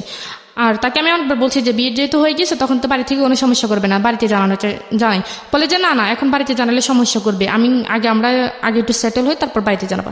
তখন মানে সে যেভাবে বলতেছে সেভাবে, কারণ মানে তার কথা যদি আমি একটু মানে নড়চড় করি সে আমাকে ছুরি টুরি দিয়ে ভয় দেখায়, তারপর হাত কাট নিয়ে মানে ভয় দেখায়। তখন আমি আসলে অতটা ইয়ে ছিলাম না। তো বাড়িতে কি হয়েছে না হয়েছে সেটা আর আমি তখন জানি না। তো তখন আমাকে ওইখানে নিয়ে গেছে। নিয়ে যাওয়ার পর সে আমাকে একটা রুম নিল। রুম নেওয়ার পর মানে টুকিটাকি যা লাগে আর কি সব নিছে। নেওয়ার পর তো চলতেছি। তখন যাচ্ছি, বাড়িতে কি হয়েছে না হয়েছে সেটা তো আমি জানি না। তখন ওইখানে গেলাম। তো নেওয়ার পর সেই তো সারাদিন চলে গেল। তো আমি রান্না বান্না করলাম। তো সেই কোথায় গেছে আমি জানি না। সারাদিন সে বাসা ছিল না। রুম কি আগে থেকে নিয়ে ছিল নাকি ওর রুমে গিয়ে উঠলেন? না, সে ওইখানে মানে আগে থেকে একটা রুম নিয়েছিল সেই। তো রাত্রেবেলা তো সে আসছে, এসে কিছু ফুল টুল দিয়ে রুমটা সাজাইলো নিজেই? হ্যাঁ, না নিজে না, সে আর তার এক বন্ধুকে নিয়ে, বন্ধুর সাথে দিছে। সে কোথায় গেছে আমি জানি না। তো তার বন্ধু, তার এক কলিং, উনি আবার বিয়ে করছে, উনি আবার ওইখানেই থাকে। সে আমাকে বাইরে তালা দিয়ে চলে গেছে। তো আমি সারাক্ষণ রুমের মধ্যে ছিলাম। তো রুমের মধ্যে থাকার পর সে বিকেলের দিকে আসছে। আর সে আমাকে বলতেছে তো তুমি রেডি হও। তো আমি বলছি কেন রেডি হবো, কোথায় যাবো? বলে যে আমার এক ফ্রেন্ডে দাওয়াত দিচ্ছে, রাত্রে ওইখানে খাওয়া দাওয়া করবো। তো আমি বলছি আমি রেডি হবো কি, আমি তো তখন আমার তো মানে কিছুই নেই, ইনফ্যাক্ট কিছুই নেই। হ্যাঁ, আমি রেডি হবো কি? সে আমার জন্য একটা শাড়ি কিনলো, 1200 টাকা দিয়ে একটা শাড়ি কিনছে। আর নর্মালি বাসা পড়ার জন্য 2টা 3 পিস কিনছে। তো নিয়ে আসছে। নিয়ে আসার পর সে আমাকে বলছে রেডি হওয়ার জন্য। তো রেডি হয়েছি, রেডিমেডি হয়ে আমরা ওই ফ্রেন্ডের বাসায় গেছি। যাওয়ার পর ওইখানে খাওয়া দাওয়া করে আমরা আবার রিটার্ন আসছি। ওই ফ্রেন্ডের বাসায় যখন খাওয়া দাওয়া করতে গেছি তখন বাসাতে মানে আবার খাওয়া দাওয়া করে যখন আবার বাসা আসছি তখন দেখি ফুল টুল দিয়ে সাজানো রুমটা। তো তখন সে আমাকে, তখন আমি শুয়ে পড়ছি, কারণ মানে আমার মানে টেনশন হইতেছে যে বাড়িতে কি হচ্ছে। তখন আমি এই জিনিসটা টেনশন করতেছি। তখন আমি বারবার তাকে বলতেছি যে বাড়িতে ফোন দেন। সে বলতেছে না, বাড়িতে এখন ফোন দেওয়া যাবে না, বাড়িতে এখন ফোন দিলে তোমাকে সবাই নিয়ে যাবে। আমি যেটা বলতেছি সে এড়িয়ে যেতেছে। তখন রাত যখন হয়েছে তখন আমি শুয়ে গেছি। তো সেই দোকানে গেল। দোকানে গিয়ে আমার জন্য, আমার খুব মাথা ব্যথা করতেছে, আবার পুরো শরীর জার্নি করছি, পুরো শরীর মানে ব্যথা হয়ে গেছে। সে আমার জন্য ব্যথার কিছু ওষুধ নিয়ে আসতে গেছে। তখন আসে দেখে যে মানে তখন আমার চোখটা একটু বুঝে আসছে। তো আসছে সে যে দরজা খুলছে আমি টের পাইছি। টের পাওয়ার পর আমি ওই সেভ মতোই শুয়েছি। শোয়ার পর আমি একবার এক পাশে গিয়ে শুয়েছি। তো শোয়ার পরে সে আসছে, আইসে আমাকে উঠাইলো, বলে যে তোমার না শরীরে ব্যথা করতেছে, ওষুধ খাও। তো আমি ওষুধটা খাইছি, খাওয়ার পর কিছুক্ষণ পর ব্যথাটা একটু কমে আসতেছে, এরকম অনুভব হইতেছে। তখন সে আমাকে বললো যে তুমি কি ঘুমাই যাবা? আমি বলছি যে হ্যাঁ আমি ঘুমিয়ে যাব। তো বলতেছে কেন, আজকে মানুষের জীবনের একটা প্রথম রাত আমাদের, আর এই রাতের জন্য মানুষ হাজার হাজার বছর অপেক্ষা করে, তুমি এই রাতেই ঘুমিয়ে কাটিয়ে দিবে? আমি বলছি আমার কাছে এটা কোনো রাত মাত মনে হয় না, আমার ঘুম আসতেছে, আমি ঘুমাবো। বললো যে না আমার সাথে কথা বলো। আমি বলছি যে আপনার সাথে আমি কথা বলবো কালকে। তার কথা আমি আসলে এক কান দিয়ে নিতেছি, আর কান দিয়ে ফেলে দিচ্ছি। আমার মূল উদ্দেশ্য হচ্ছে আমি যদি কোনো রকম একটু সুযোগ পাই আমি পালিয়ে যাবো, বাড়িতে গিয়ে তারপর সব ঘটনা বলে দিব। হ্যাঁ পালিয়ে যাবো। তখন আমার খুব ঘুম আসতেছে, তখন আমি একবার মানে বসা অবস্থা ঘুমিয়ে গেছি। তখন ঘুমিয়ে যাওয়ার পর সে আমাকে মনে হয় শোয়াইছে, তখন আমি আর বলতে পারবো না কি হয়েছে। তখন সকালে সে আমাকে আবার তালা মেরে চলে গেছে, অফিসে চলে গেছে। তো আশেপাশে ফ্ল্যাটে কেউ ছিল না আপনাদের? হ্যাঁ ছিল। তো আপনি তো ওখানে নক করে বললেও তো বলতে পারতেন। মানে গেটটা এমন ভাবে ছিল, মনে করেন দরজাটা ছিল বাইরে, আর ভিতরে আবার আরেকটা ইয়ে ছিল, মানে গ্রিলের মতো। আচ্ছা, মানে হলেও সম্ভব না, সম্ভব না, চিল্লালেও হয়তো অনেকে শুনবে না। হ্যাঁ আচ্ছা। আর পরে কি করছে, তখন আমি উঠছি, উঠে ফ্রেশ হয়েছি, ফ্রেশ হয়ে আমি নাস্তা খাইনি, আমি চাটা শুধু খাইছি আর পরোটা খাইনি। তো না খাওয়ার পর এখন আমি রান্নাবান্না করে কিছু করি না, সে দুপুরে খাওয়ার জন্য আসছে। বাচ্চা ঠিক কিছু সমস্যা নেই, রান্না করেন, আমি হোটেল থেকে নিয়ে আসছি। তখন সে হোটেল থেকে মাছ আর কি জানি নিয়ে আসছে, আমার মনে নেই। তো নিয়ে আসার পরে সে মানে আমাকে খাই দিতে চাইতেছে, তো আমি খাই নেই। তো সে আমাকে 2-3 বার এরকম করতেছে। তখন আমি কি করছি, আমি প্লেটটা ফেলতে চাই নাই, তো আমি ধাক্কা দেওয়ার একটু জোরে লেগেছে, প্লেটটা মাটিতে পড়ে গেছে। পরে কাঁচের প্লেট ছিল, ওটা ভেঙে গেছে। ভেঙে পর সে রাগ করে ফেলছে, সে আমাকে একটা ধাক্কা দিয়ে ফেলছে। ধাক্কা দেওয়ার পর আমি একটা দেয়ালের মধ্যে গিয়ে একটু বাড়ি খেয়েছি কপালের মধ্যে, তারপর আমার কপালটা ফুলে গেছিল। তো ফুলে যাওয়ার পরে তখন আমি বলছি যে মানুষ আমার বিয়ের একদিন না যাইতে আমার উপর এরকম টর্চার শুরু করতেছে, সে মানুষ আমাকে কিভাবে সারা জীবন ভালো রাখবে সেটা আমার ভালো জানা হয়েছে। তো বলে যে কি জানি কয়, না তোকে তুই যতই ইয়ে করস, চালাকি করস, তুই এখান থেকে যাইতে পারবি না, তোকে যেটা আমি বিয়ে করছি এখানে থাকতে হবে। তখন এভাবেই আমি আসলে একটা না প্রায় 2 দিন খাইনি। 2 দিন মানে শুধু একটু চা খাইছি, আর কিছু না, চা খাই আর পানি খাই। তখন আমার শরীরটা খুবই দুর্বল হয়ে গেছে। তো তখন সোমবার দিন ছিল, সেই অফিস থেকে লাঞ্চের সময় আসার পর সে আসছে, আর আমি গোসল করতে গেছি। তো গোসলখানার আবার ভিতরে একটা দরজা আছে, মানে একটু বড়, মানে একটা মানুষ কোনো মানে বাইরে হতে পারবে। তখন সে যখন অফিসে থাকতো না, তখন আমি ভিতরে মানে চেষ্টা করতাম যে কোন দিক দিয়ে বের হওয়া যায়। তখন আমি ওই বাথরুমের ভিতরে ওই জায়গাটা দেখছি। দেখার পর আমি মানে ওইটার মধ্যে একটা কোমর ছিল, কোমরটার উপর দাঁড়িয়ে ওইটার মধ্যে আর একটা মোড়া দিয়ে আমি দেখছি যে ভিতরে মানে দাঁড়ানোর মতো কোনো পজিশন আছে কিনা। তখন দেখছি যে না, ভিতরে মানে নিচে দাঁড়ানোর মতো একটু জায়গা আছে, মানে একটা পা রাখা যাবে। তখন আমি কি করছি, তখন তো আমি বাথরুমে চলে গেছি, জামা কাপড় নিয়ে গেছি। আমি মানে ভাবছিলাম যে সে যদি জড়িয়ে এসে পড়ে, তখন আমি এটা অজুহাত দেখাতে পারবো যে আমি গোসল করতে গেছি। তো সে আসছে, আসার পর আমি তো বাথরুমে ছিলাম, সে আসছে আমি শুনে, সে অনেকক্ষণ হয়েছে মনে আসছে। তো আমি মানে চেষ্টা করতেছি ওইটার উপর ওঠার জন্য, কিন্তু উঠতে পারতেছে না। তো আমি যে মোড়া দিয়েছি, সে মোড়াটা মানে কোমরটা একটু প্লাস্টিক টাইপের, এটা একটু পিছলে হয়ে গেছে। তো ওইটা মানে স্লিপ খেয়ে আমি পড়ে মনে করেন একবার পুরোপুরি অজ্ঞান হয়ে গেছি। আর শরীরটা খুব দুর্বল ছিল, আমি খাইনি, মানে অজ্ঞান হয়ে গেছি। অজ্ঞান হয়ে যাওয়ার পর সেই আওয়াজ পাইছে, আওয়াজ পাওয়ার পর সেই দরজাটা ধাক্কাইতেছে। তো দরজার সিট কিনেছিল, সেটাও মানে ধাক্কাতে এটা খুলে গেছে। খুলে যাওয়ার পর সে আমাকে রুমে আইনা, তো একটা ডাক্তার আনছে। ডাক্তার আনার পর ডাক্তার বলতেছে কি ব্যাপার, উনি তো খুবই দুর্বল, ওনাকে একটা স্যালাইন দিতে হবে। তো বলছি ঠিক আছে স্যালাইন দেন। তো ডাক্তার আমাকে একটা স্যালাইন দিল। স্যালাইন দেওয়ার পর আমার জ্ঞান আসছে, আমার হাতে স্যালাইন দেওয়া। সে আমার পাশে বসে আছে, আমার মাথায় হাত বলে দিতেছে। তো সে বললো যে তোমার সমস্যা কি, তুমি খাওয়া দাওয়া করো না কেন, তুমি কি মরে যাবে নাকি? আমি বলছি যে হ্যাঁ আমি মরে যাবো। বলা যে তুমি মরে গেলে আমি থাকবো কি করে? তখন বলছে আপনি কিভাবে থাকবেন সেটা তো আমার জানার বিষয় না, যখন আমি আপনার কাছে ছিলাম না তখন তো আপনি ছিলেন, এরকম বলতেছে। তখন মানে আমি সব কথা তার মানে খুব, সে যদি নর্মালি কথা বলে আমি একটু মানে রাগ দেখে কথা বলি। 5-6 দিন চলে যাওয়ার পর সে একদিন রাত করে আসছে। আসার পর আমি শোয়া ছিলাম, মানে ঘুমিয়েছিলাম আবার ছিলাম, মানে এরকম একটা অবস্থা। সে মনে করেন এক ধরনের আমার উপর জোরাজোরি করতেছে, যেরকম স্বামী স্ত্রীর মধ্যে একটা ফিজিক্যাল রিলেশন যেটা হয়, সেটা ওই দিন মানে ফার্স্ট ওই দিন হয়ে গেছে আপনার অনিচ্ছা সত্ত্বে। হ্যাঁ আমার অনিচ্ছা সত্ত্বে। So it was rape. Legally যদি এটা বলি, আইনত এটা হচ্ছে রেপ। এবং অনেকের ধারণা নাই, আপনাদের সবার অবগতির জন্য জানাচ্ছি, সেটা হচ্ছে যে অনেকেই মনে করেন যে বিয়ে করার পরে এই ধরনের সম্পর্ক এটা রেপ হয় না। কিন্তু বাংলাদেশের নারী নির্যাতন আইন অনুযায়ী আপনারা যদি ইন ডিটেলে যান, তাহলে বিবাহোত্তরও রেপ হয়। এবং স্ত্রীর অনিচ্ছা সত্ত্বে যদি এই ধরনের কোনো অ্যাক্টিভিটিজের মধ্যে যাওয়া হয় তাহলে সেটা রেপের পর্যায়ে পড়ে, এবং এটার জন্য কিন্তু চাইলে স্ত্রী আইনত অ্যাকশনও নিতে পারেন। So it was rape actually. Okay, তারপর সে আমার সাথে জোরাজোরি করে এরকম সেদিন 3 বার সে আমার সাথে ফিজিক্যাল রিলেশন করছে। তো তখন আমি এক পর্যায়ে মানে নিস্তেজ হয়ে গেছি, বাট আমার কোনো হুঁশ ছিল না। তো হুঁশ না থাকার পর সকালে আমি মানে হাঁটতেই পারতেছি না, মানে এরকম একটা অবস্থা। পরে উনি অফিসে যাওয়ার সময় ওই দিন আর আমাকে তালা দিয়ে যায়নি। যেদিন তার আগের দিন যে ফিজিক্যাল হয়েছে তো তার সকাল থেকে সে আমাকে তালা দিয়ে যায়নি, দরজা খোলাই ছিল। তো সে আমাকে বললো যে যদি খারাপ লাগে নিচে তার আবার এক বন্ধুর আম্মা থাকে, তো ওনার সাথে গিয়ে কথা বলতে পারো, বা আমি ওনাকে বলে যাবো, উনি তোমার সাথে এসে কথা বলবেন। তো তখন আর বাইরের তালা দিয়ে যায় নাই। তো আমি তখন চিন্তা করলাম যে মানে আমার মনে একটা ধারণা আসছে যে যেহেতু এতদিন বিয়ে হয়েছে ঠিক, কিন্তু আমাদের মধ্যে কোনো কিছু ছিল না। তখন আমি বাড়িতে চলে গেলাম, মানে আমি বলতে পারতাম যে আমি পারফেক্ট, আমার মধ্যে কোনো ইয়ে নেই। C this is a sense of society, sense of virginity, sense of our social ethics. It's a very important point. খেয়াল করবেন এটা। ওকে, তখন ও মনে করতেছে বিয়ে হয়েছে ঠিক আছে, কিন্তু আমাদের মধ্যে তো কোনো ফিজিক্যাল রিলেশন ছিল না, সুতরাং আমি যেভাবেই হোক এখান থেকে এসকেপ করলে আমি বলতে পারবো যে না আমাদের মধ্যে কিচ্ছু হয়নি। এইটা হচ্ছে আমাদের প্রিমিটিভ থট অফ সোসাইটি, মানে একদম প্রাগৈতিহাসিক আমলের একটা ধারণা। আর যখন এটা হয়ে গেছে ওর মধ্যে একটা চেঞ্জ আসছে। চেঞ্জটা কি? হ্যাঁ বলো। হ্যাঁ, তখন আমি ভাবলাম যে মানে চলে গেছিলাম, মানে আমি গেট পর্যন্ত চলে গেছি, উপর থেকে নিচে নেমে গেট পর্যন্ত চলে গেছি। চলে যাওয়ার পর মানে দেখতেছি আমি মানে আমার হাত তো খুব কষ্ট হইতেছে, তো আমি কাঁদতেছি। তখন দাঁড়ান আমাকে জিজ্ঞেস করলো যে ম্যাডাম আপনার কি হয়েছে? আমি বলছি যে না কিছু হয় নাই। তো বলে যে আপনি কাঁদতেছেন কেন? তো আমি বলছি যে না আমার আসলে একটু শরীরটা খারাপ, হ্যাঁ এই জন্য। তো বলে যে আমি কি আপনাকে বাসায় দিয়ে আসবো?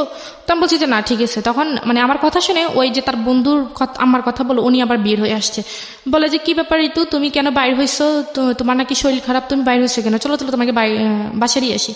তখন ওই আমাকে ধরে আমাকে রুমে আইনা শোয়াই দিয়ে চলে গেছে।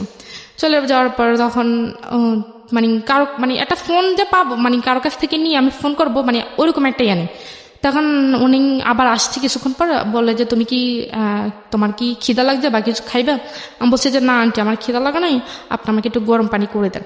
বলে যে গরম পানিতে কি করবা? বলে যে আমি একটু বাথরুমে যাবো। পরে উনি আমাকে একটু গরম পানি করে দিচ্ছে, আমি বাথরুমে গিয়ে ফ্রেশ হয়ে আসছি। পরে আমি বলছি কি আপনার কাছে কি ফোন আছে? বলে যে কেন? বলছি আমি একটু আমার আম্মুর সাথে কথা বলবো, আমার আব্বুর সাথে কথা বলবো, আসলে তাদের কথা খুব মনে পড়তেছে, আমার খুব খারাপ লাগতেছে, একটু কথা বলে আমার কাছে ভালো লাগে। বলে যে ঋতু তুমি কিছু মনে করো না, রবিউল তো আমাকে না করছে তোমার কাছে ফোনটা না দিতে। তো তখন ভাবলাম যে বলেও লাভ নেই। তখন ভাবলাম যে যাই হবার হয়ে গেছে, বিয়ে তো একবার হবেই, তো আমার ভাগ্য হয়তো এটা ছিল। আপনি মেনে নিলেন? হ্যাঁ আমি মেনে নিছি। এটা হয়তো মানতই না যদি গত রাত্রে এই ঘটনাটা না ঘটতো। হ্যাঁ। এবং দেখুন একটা মেয়ের কাছে, আমাদের সমাজে একটা মেয়ের কাছে এই বিষয়টা কতটা ইম্পর্ট্যান্ট, এবং সেন্স অফ দ্য সোসাইটি যেটাকে বলি, আমাদের ধারণাটা এভাবেই দেওয়া হয়েছে ছোটবেলা থেকে যে একটা মেয়ের সঙ্গে এটা হয়ে যাওয়া মানে হচ্ছে তার সবকিছু গেছে, সবকিছু শেষ। ছেলেটার কথা কিন্তু চিন্তাও করা হয় না। এবং দেখুন ও বিয়ে হওয়ার পরেও ফাঁকফোকর খুঁজছে যে যেভাবেই হোক না কেন বের হয়ে যাবে। যখন এটা হয়ে গেছে তখন সে নিজের মনকে বুঝ দিচ্ছে যে না বিয়ে তো একটাই হয় মানুষের জীবনে, ওকে ফাইন। তার মানে চিন্তা করে দেখুন, এবং জেনে খুব আশ্চর্য হবেন, কিছুদিন আগেও এরকম একটা নিয়ম ছিল সরকার থেকে, এরকম একটা আইন বাধ্যবাধকতা বোধহয় এরকম একটা অনুমতি দেওয়া হয়েছিল ল করে, যে রেপ করে যদি তাকে বিয়ে করা হয় তাহলে তার শাস্তিটা ওইরকম শাস্তি হবে না, এরকম একটা কোনো, আমি ডিটেল জানি না, এরকম একটা ছিল যেটা নিয়ে অনেক আলোচনা সমালোচনা হয়েছে বিভিন্ন মহলে। পরবর্তীতে ওটা বোধহয় সংশোধন করা হয়েছে, আমি ডিটেল জানি না, যারা ল নিয়ে ভালো পড়াশোনা করবেন তারাই বা জানবেন। সো এটা কিন্তু সরকার ইচ্ছা করে করেনি, এটা আমাদের সামাজিক চালচিত্র। হ্যাঁ, আমাদের সামাজিক চালচিত্র, এবং খুব ভয়ানক রকমভাবে একটা বিশাল রকমভাবে একটা রং কনসেপশন, এবং এই রং কনসেপশনটা যুগের পর যুগ ধরে আমরা আমাদের সামাজিকতায় আমরা লালন পালন করে চলেছি। Very very wrong conception. একটা শারীরিক সম্পর্ককে জীবনে এত বড় কজ হিসেবে দেখা হয়, এত বড় ইম্পর্টেন্ট বিষয় হিসেবে দেখা হয়, যেটা পুরো জীবনটাকে মল্ড করে ফেললে, পুরো জীবনটাকে দুমড়ে মুচড়ে ফেললেও কিছুই যায় আসে না, বরং একটা শারীরিক সম্পর্ক হয়ে গেছে, তার মানে ঠিক আছে ওর কাছে আমি ধরা বাঁধা। So very rubbish thinking, very very rubbish thinking. Cause ultimately তো এই একটা জিনিস আটকে রাখতে পারে না মানুষকে। এই মেয়েটার ক্ষেত্রে কি হয়েছে দেখেন, সামনের দিকে আগাই আমরা, বলেন। তারপর আপনি মেনে নিলেন, নিজেকে নিজে বোঝাচ্ছেন? আমি নিজেকে নিজে বুঝাইতেছি। তখন ভাবলাম যে যা হবার হয়ে গেছে। তো এক পর্যায়ে তো এই কয়দিন আমি তার সাথে খুবই মানে খারাপভাবে আচরণ করতাম, বা সে আমাকে কোনো কিছু জিজ্ঞেস করলে আমি তার উল্টোটার মানে উত্তর দিতাম। তো আজকে আসার পর আমি রান্নাবান্না করছি, রান্না বান্না করা, তারপর গোসল টোসল করে ঘরটার মুছে টুছে আমি বসে রয়েছি, সে আসলে একসাথে খাবো। তো সে আসছে, আসার পর আমরা একসাথে খাইছি। খাওয়ার পর সে বলতেছে তোমার তো মন খারাপ, চলো আমরা একটু ঘুরতে যাই। তো বলছে কোথায়? বলে যে এখানে একটা নদী আছে, ওইখানে নদীতে বিকেলবেলা সবাই ঘুরতে যায়, তো চলো তোমাকে নিয়ে একটু ঘুরতে যাই। তারপর তো আসলো, ঘুরতে কথা গেলাম। বললেন, হ্যাঁ ঘুরতে গেলেন, হ্যাঁ। হ্যাঁ, ঘুরতে যাওয়ার পর ওইখানে সবাই মানে তার পরিচিত যারা আছে সবাই জিজ্ঞেস করতেছে, হ্যাঁ কে রে রবিউল, এটা কে? তো বলতেছে তো তোর ভাবি টাবি পাইছি।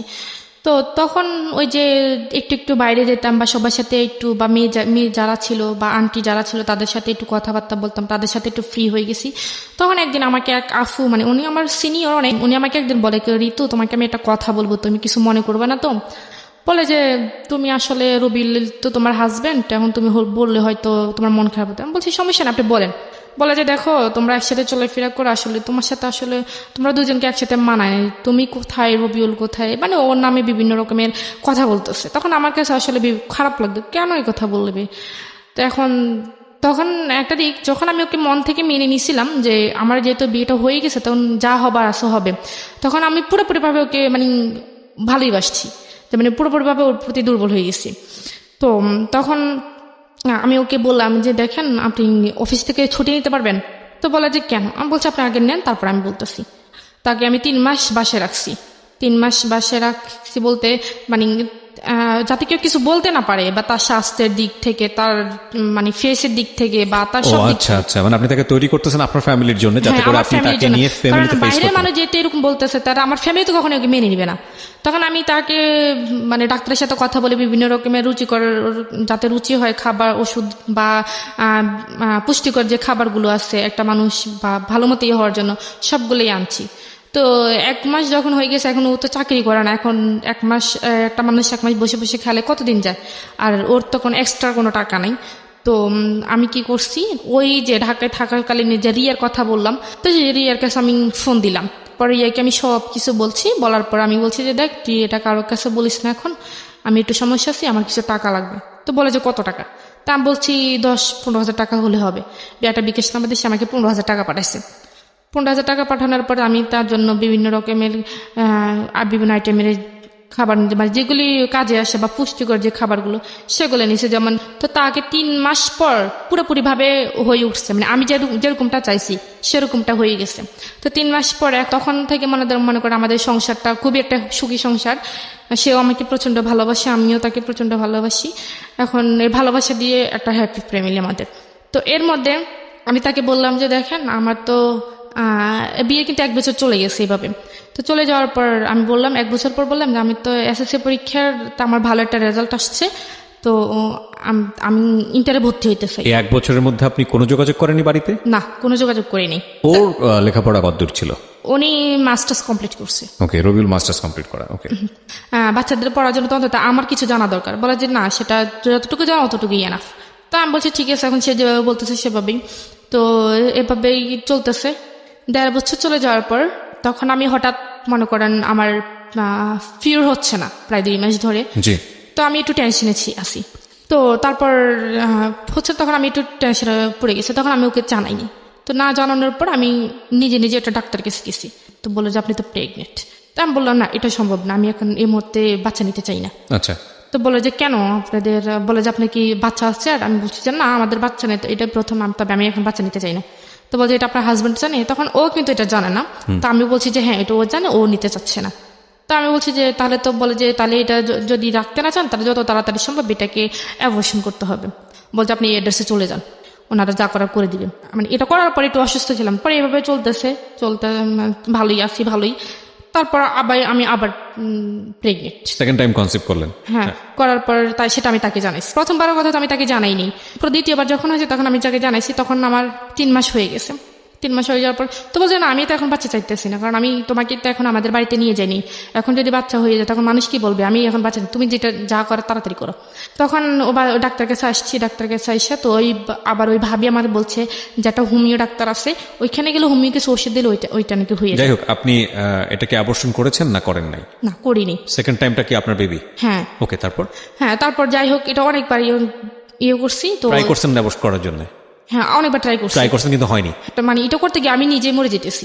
তো পরে তারপর যাই হোক এটা হয়ে তখন থেকে সে আমার উপর মানে আমার সাথে খুব খারাপ ব্যবহার করতেছে। তারপর সে আমাকে বিভিন্ন রকমের মানে এক কথা দুই কথা ভালো কথা বলে সে আমার সাথে খারাপ ব্যবহার করে, আর আমার বাপ মা নিয়ে সে আমাকে গালিগালাজ করে। তো করার পর হঠাৎ করে চেঞ্জটা দেখলেন শুধু এই কনসেপ্টটা করার পরে? হ্যাঁ কনসেপ্টটা করার পরে চেঞ্জটা দেখি। নেওয়ার পর আমরা আবার যে রুমে থাকতাম যেখানে থাকতাম সেখান থেকে পানিটা নিয়ে যে আনতে হয় সেটা একটু দূরে, ঠিক আছে। তো আমার বেবি যখন 7 মাসের প্রেগনেন্ট আমি, তখন মানে বালতি ভরে ভরে মানে অনেক বড় বড় বালতি ভরে ভরে ওইখান থেকে পানি আনতে হয়।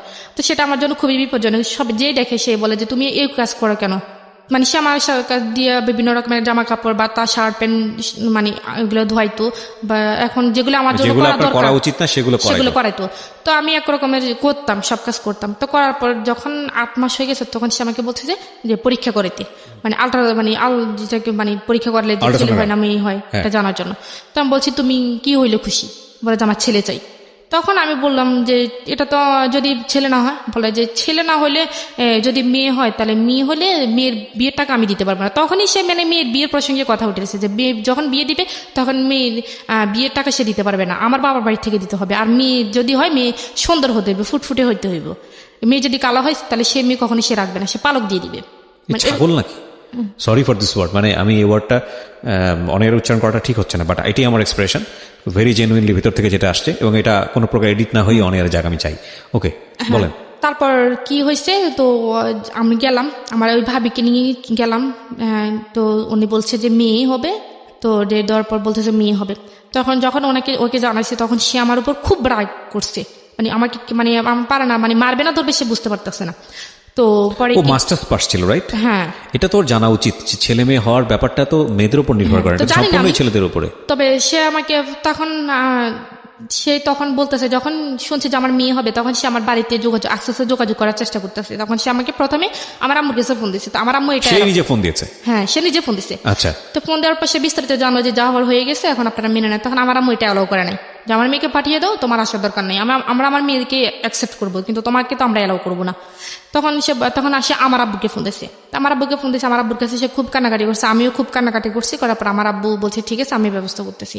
তো সে বলতেছে দেখেন ঋতু তো মানে আপনার প্রেগনেন্ট বা ওর তো বেবি হবে, এখানে তো দেখাশোনা করার মতো কেউ নেই, এখন আমাদের বাড়িতে ওকে নিয়ে যেতে পারি নেই, তো ওকে এখানে কে দেখবে, আপনারা যদি চান তাহলে ও প্রথম বাচ্চাটা আপনাদের এখানেই হোক। তো আমার আব্বু বলছে ঠিক আছে আমি ব্যবস্থা করতেছি। তখন আমার আব্বুর আসার সময় হয়েছে, তো আমার আব্বু আসবে, তা বলছে ঠিক আছে আমি বাড়িতে যাই ঋতুর আম্মুর সাথে কথা বলে দেখতেছি। তো দেশে বা আমার আব্বু বাড়িতে আসছে, আমার আম্মুর সাথে কথা বলে আমার আম্মু কোনো রকম মানানোর পর তো আমরা গেলাম। এর আগে এখানে একটা ঘটনা হয়েছে যে আমি যে বললাম না যে একটু দূর থেকে পানি আনতে হয়, তো আমি বললাম যে আমরা এখানে থাকবো, টাকা দিয়ে থাকবো, আমরা তো এখানে মানে টাকা ছাড়া থাকতেছে না, তাহলে তুমি একটা ভালো দেখে একটা রুম নাও যেখানে পানিটা নিয়ে একটু কাছে পাওয়া যায়, তো আমি এখানে থাকবো না। তো বলে যে আমি যেখানে থাকবো তুই সেখানে থাকতে হবে। তখন থেকে সে আমাকে তুই করে ব্যবহার করে, তুই সেখানে থাকতে হবে, আর না থাকলে তুই চলে যা। আমি বলছি আমি এই অবস্থা কোথায় যাব? তখন এক কথা দুই কথা আমি বলছি যে মানে একটু বেশি হয়ে গেছে যে আমি এখানে থাকবোই না, আমি এখানে চলে যাব, আমি কি এখানে টাকা ছাড়া থাকি নাকি? তখন সে আমাকে অফিস থেকে দুপুরবেলা খাইতে আসছে, তার কোমরে একটা বেল্ট ছিল, সে বেল্ট দিয়ে এই প্রেগনেন্ট অবস্থা আমাকে খুব মারছে। কেউ এসে আমাকে ধরে নেই, দরজা বন্ধ করে সে আমাকে খুব মারছে। মারার পর আমি শুয়েছিলাম, তো আমি শোয়া থেকে উঠতে পারতেছি না। তো ওই ভাবিটা আসছে, ভাবিটা মানে উনি ছিল না, রবিউল ছিল না। তো শুধু এই মেয়ে সন্তানকে কেন্দ্র করেই আপনাদের মধ্যে এই ধরনের আচরণ? হ্যাঁ। তখন আমার বেবি হওয়ার 1 সপ্তাহ আগে আমাকে বাড়িতে দিয়ে আসার পর বাড়িতে যাওয়ার পরে রিয়াকশনটা কি দাঁড়ালো? এতদিন পরে বাড়িতে গেলেন, কয় বছর পর বাড়িতে গেলেন? এই তো 3 বছরের মাথায় বাড়িতে গেছি। 3 বছরের মাথায় ওই যে আপনাকে কিডন্যাপ করে নিয়ে গেল, এটা তো কিডন্যাপ, অফকোর্স কিডন্যাপ। এবং তারপরে 3 বছর ধরে এইরকম একটা মানুষের সঙ্গে তখন তো থেকে বাড়িতে সবাই আমাকে দেখতে আসছে, মনে করেন বাড়িতে গ্রামের বাড়িতে যেটা হয় আর কি, বিশেষ করে তো যা হওয়ার সবাই নানান কথা বলতেছে। যাই হোক পরে ওকে দেখছে, দেখার পর ওনাদের পছন্দ এখন না হলেও মেনে নিতে হবে, কারণ আপনার বাবু চলে আসছে পেটে। হ্যাঁ। তখন আমাদের বাড়িতে যেমন আমরা বৃহস্পতিবারে গেছি, তো উনি শুক্রবারে চলে আসছে, ওনাদের বাড়িতে চলে গেছে। ওনাদের বাড়িতে যাওয়ার পর আমার আব্বু বলছে যে এটা যত তাড়াতাড়ি সম্ভব ওনাদের ফ্যামিলি জানতে। তো ওনাদের ফ্যামিলিকে জানাইছে, জানানোর পর ওনার ফ্যামিলি বলছে ঠিক আছে সমস্যা নেই, আমরা নিয়ে আসবো, বেবি হওয়ার পর আমরা বেবি এবং বেবি মাকে দুজনকে একসাথে নিয়ে আসবো। তো আমার আম্মু মানে ও এমন একটা মানুষ যে মনে করেন যদি কাউকে ওর ভালো লাগে তাকে এমন ভাবে সে বশ করবে যে মানে ও চায় যে মানে ও মনে করে যে ওর মানে যেমন আমাকে দ্বারা যদি ওর কোনো উপকার আসে বা ওর কোনো কাজে লাগে যে আমাকে এমন ভাবে বশ করবে যে আমি ওর কি ছাড়া কোনো কিছু বুঝবো না মানে এটা কি রবিউল? হ্যাঁ, এরকম একটা টাইপের ছিল। তো ও আমার আম্মুর সাথে কথাবার্তা বলতে বলতে ও আমার আম্মুকে মনে করেন খুবই ইমোশনাল করে ফেলছে, যে আমার আম্মু বসতে গেলেও ওকে ঢাকে, মানে শুইতে গেলে ওকে ডাকে, মানে এরকম একটা অবস্থা। এখন আমি যে ওনার মেয়ে এটা আমার আম্মু ভুলে গেছে। তো পরে কি যাই হবে, তো আমার আম্মাকে বলে গেছে যে বাচ্চা যদিও মানে চেষ্টা করার জন্য যে নর্মালি বাচ্চাটা হওয়ার জন্য, সিজারে যেতে বাচ্চা না। তো সে যাওয়ার সময় আমার আম্মাকে 1 টাকা দিয়ে যায় নাই কোনো মানে বা বাচ্চা হলে বা কি আসে বিষয়। তো যেদিন আমার বাচ্চা হওয়ার আগের দিনই মানে আমার ব্যথা শুরু হয়েছে, সেদিন আমি কি জানাইছি যে দেখো আমার এরকম অবস্থা, তুমি একটু ফোন টোন দিও।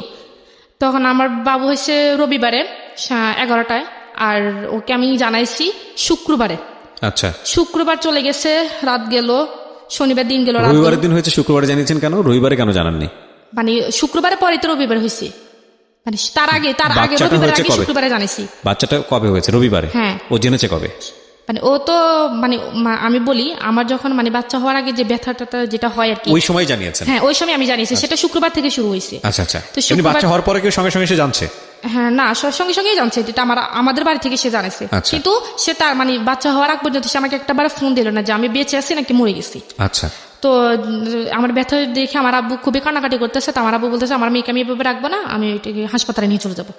তখন সে আমাকে হাসপাতালে নিয়ে সিজার করাইছিল। তো সিজার আমার বেবিটা হয়।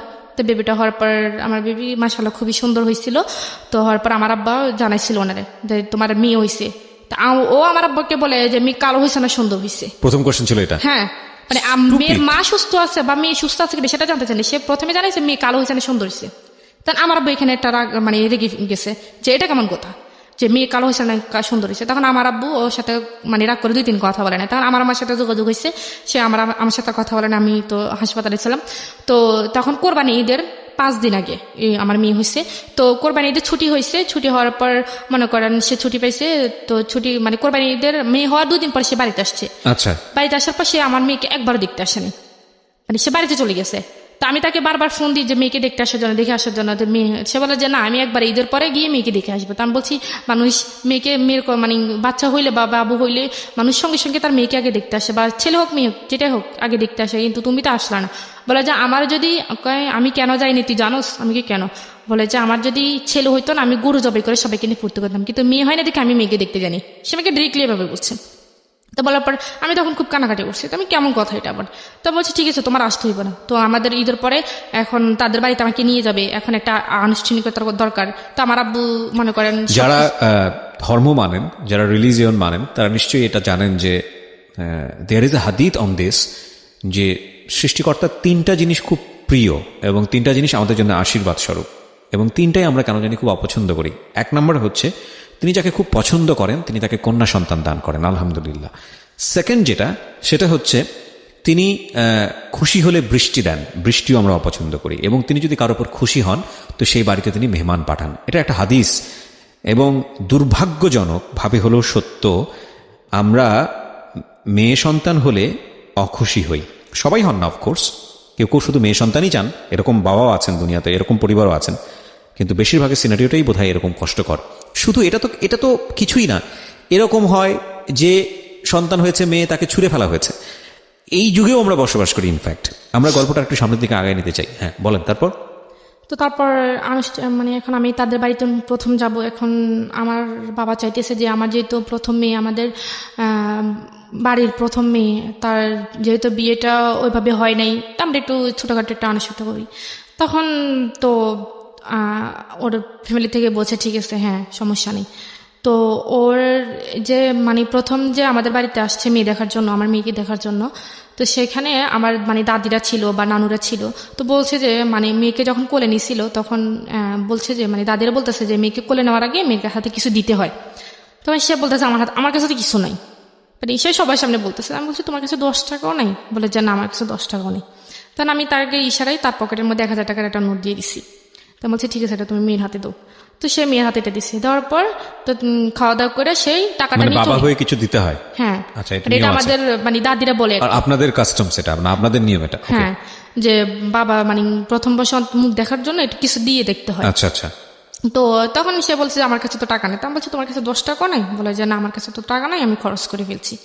তো আমি বলছি ঠিক আছে, তো আমি তার পকেটে 1000 টাকার একটা নোট দিয়ে দিই, তো আমি সেটা সে মেয়ের হাতে দেয়।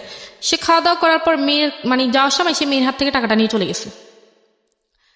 আমি তো সেটা জানি না। তখন আমি যখন তার সন্ধ্যের সময় মানে দেখতেছি যে ওর হাতে টাকা নেই, তখন আমি আমার আম্মাকে জিজ্ঞেস করছি যে আম্মা, ওর হাতে টাকাটা কোথায়? বলে যে আমি কি জানি, এটা তো ওর আব্বুর কাছে ছিল, মেয়ে এখন কে নিছে। তখন আমি ওরা ফোন করছি, কি ব্যাপার, মেয়ের হাতে টাকা কই? বলে যে আমি নিয়ে আসছি, আমার হাত খরচের টাকা নেই।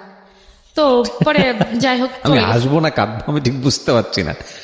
Such a stupid you are. আমি জানি না এগুলো কতটুকু সত্যি, বাট ইফ ইউ আর মানে if you really like this kind of husband, you don't have any potentiality to be a husband, believe me. বাপ হওয়ার তো যোগ্যতাই নাই, এ ব্যাপারে কোনো সন্দেহই নাই। হ্যাঁ বলেন। পরে তো ওদের বাড়িতে যাওয়ার জন্য আনুষ্ঠানিকতা দরকার। এখন আমার আব্বু বলতেছে যে এখন মানে আমাকে কিছু দিবে, এখন ওনাদের কোনো কিছু চাহিদা আছে কিনা। তো যখন সে আমাকে বিয়ে করার কথা বলছে, তখন আমি তাকে বলছি যে আমাকে বিয়ে করতে হলে শ্বশুর বাড়িও পাইবা না, কিন্তু শ্বশুর বাড়ির কোনো কিছু আশা করতে পারবা না। তখন সে আমাকে বলছে একটা কথা, যে আমি তোমাকে চাইছি, তোমাকে পাইছি, আমার আর কিছু লাগবে না। ইনফ্যাক্ট ও যে সিচুয়েশনে ছিল সেই সিচুয়েশনে সে এটাই বলবে, হ্যাঁ এছাড়া কোনো ইয়েও নাই। হ্যাঁ হ্যাঁ, তখন সে এখন যেহেতু আমার আব্বা যেহেতু এখন একটা আনুষ্ঠানিকতা ইয়ে করতেছে, তখন সে অনেক কিছু চেয়ে বসছে। রাইট। এবং আমি জানতাম যে ঘটনাটা কোন দিকে যাবে। আমরা সেজন্যই বলি প্রিয় শ্রোতা যে জীবন নাটকের চেয়েও নাটকীয়। আমি চিন্তাও করতে পারি নাই যে ছেলেটার সঙ্গে ও শুধু ফোকালটা ভাল লাগে, কথাটা ভাল লাগে, সে কারণে সে ছেলেটার সঙ্গে কথা বলবে এবং ছেলেটা তাকে ব্ল্যাকমেইল করে এত বড় একটা ঘটনা তার জীবনে ঘটিয়ে দেবে। এবং ঘটনা শুধু ঘটায়নি, এই ছেলে এখন তার বাড়ির মধ্যে ঢুকেছে এবং ঢোকানোর পরে সে তার আসল রূপ বের করছে।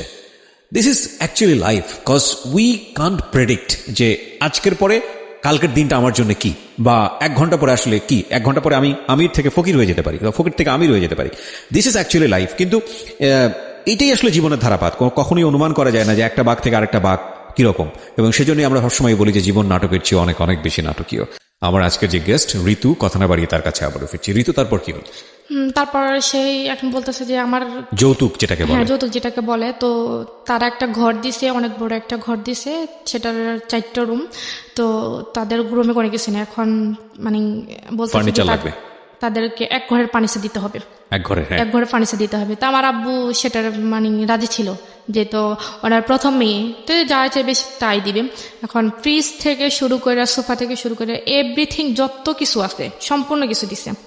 তো এরপরে ওর আব্বা মা বলছে যে মেয়ে যখন শ্বশুর বাড়ি থেকে বাপের বাড়িতে আসবে, বা বাপের বাড়ি থেকে শ্বশুর বাড়ি আসবে, তখন বলবে যে মেয়ের সাথে কিছু নেই, বা সোনা দানার ব্যাপারে যেটা বলছে। তো আমার বাবা কি করছে, আমাকে প্রায় 5.5 ভরি স্বর্ণ দিছে, 1 ভরি ফার্নিচার দিচ্ছে, বা 7.5 ভরি স্বর্ণ দিচ্ছে। এবার ওদের পক্ষ থেকে মনে করেন। আচ্ছা, এই পুরুষগুলোর কি লজ্জা করে না? আমাকে একটা কথা বলেন তো, আপনারা তো আল্লাহ হাত দিছে, দুইটা পা দিছে, যেই ভদ্রমহিলাকে আপনি এত জোর জবরদস্তি করে ব্ল্যাকমেইল করে চোখে মলম মেখে নিয়ে গেলেন, 2-3 বছর কোথাও আসতে দিলেন না, বাবু আসতেছে আপনার, এবং যেখানে ছেলে হবে না মেয়ে হবে আল্লাহ আপনার উপরে সেটা নির্ধারণ করার বিষয় দিয়ে দিয়েছেন, এবং সেটা সম্পূর্ণই ছেলেদের শরীরগত বিষয়, ক্রোমোজোমের যে বিষয়টা থাকে সবাই জানে আজকাল, XY XX। তো সেইটাও আপনি ব্লেসড। এরপরও আল্লাহ আপনাকে এত ভালোবেসে একটা সন্তান দিছে, এবং সেই সন্তানও দেখতে যথেষ্ট পরীর মতো সুন্দর, এবং তারপরও আপনি তার কাছ থেকে কি আদায় করতেছেন? যৌতুক আদায় করতেছেন। এটা আসলে আমি বলবো কি জানেন, আপনার বাপের ভুল। মানে টু বি অনেস্ট, আমি যদি ফ্র্যাঙ্কলি বলি, সেটাই। আমি যদি ওই জায়গায় চিন্তা করি, তাহলে আমি যেটা করতাম যে ধৈরার ঠ্যাং ভাঙ্গা গুড়া করে দিতাম। মানে এগুলো হচ্ছে আমার একদম ওয়াইল্ড ফিলিং যেটাকে এখন বলে। মানে যে অবস্থা আছে সবাই বলে, মানে শুনে বলে যে আমি জানি এখানকার অবস্থা জানি, আমি একটু ক্রোনোলজিক্যাল স্টেপ বাই তারপর স্টেপ মনে করেন তো দিল, যা কিছু আছে সব দিল। তারপর সে আর মানে প্রাইভেট চাকরি করবে না, তার ভালো লাগে না, সে একটা সরকারি চাকরি করবে। এটাও আপনার বাপকে জোগাড় করে দিতে হবে। হ্যাঁ, তো আমার আব্বু এখন সরকারি চাকরি করতে গেলে একটা মোটা অ্যামাউন্ট দরকার। তো আমার বাবার একটা ভালো বন্ধু ছিল, উনি একটা সোনালী ব্যাংকের একটা পোস্টের কর্মকর্তা ছিল। তো ওনাকে বলার পর ওইখানে 3 লক্ষ টাকা ঘুষ দিতে হইব। তো 3 লক্ষ টাকা ঘুষ দিতে হবে। আমার আব্বা ওনাকে ডিরেক্টলি বলতে পারে না, এখন আমার কাছে বলছে, আমার কাছে বলে না, আমার আম্মার কাছে বলছে, আমার আম্মা আমার কাছে বলছে। তা আমি ওর কাছে বলছি, ও বলে যে তোমার আব্বারা বলো এখন একটু ম্যানেজ করে দিতে, আমি পরে দিয়ে দিব। তা আমি বলছি যে দেখেন আপনাদের জামাইয়ের কাছে তো এখন টাকা পয়সা নেই, আপনি একটু ম্যানেজ করে দেন, ওর হাতে টাকা হলে দিয়ে দেবে। তারপর আমার আব্বা দিল। তারপর ওই টাকাটা আর কখনোই সে ফেরত দেয় নাই, তাকে একটা চাকরি পাইয়ে দিছে, সে টাকাটা আর কখনোই সে ফেরত দেয় নাই। ফেরত না দেওয়ার পরে এইভাবে চলে গেছে। এখন বাচ্চারা যখন ছোট থাকে তখন তো একটু চিল্লাচিল্লি করে রাত্রের বেলা ঘুমানোর জন্য। তো তখন শীতের দিন, তো মেয়েটা রাত্রেবেলা মানে হঠাৎ ঘুম থেকে উঠছে, উঠে মনে করেন কানাকাটি করতেছে। তখন সে আমাকে বলতেছে যে বাইরে থেকে একটা বালতি পানি নিয়ে আসো, আইনা মেরে বালতির ভিতরে ডুবিয়ে রাখো, সকালবেলা উঠিও। মানে তো চিল্লাচিল্লি করতেছে কেন, তার চিল্লাচিল্লি করবে না। তেমন তুমি কি পাগল হয়ে গেছো? ও এতটুকু একটা বাচ্চা কি বোঝে? তুমি কি জানি কিসের মধ্যে চুবাই রাখতে বলতেছে?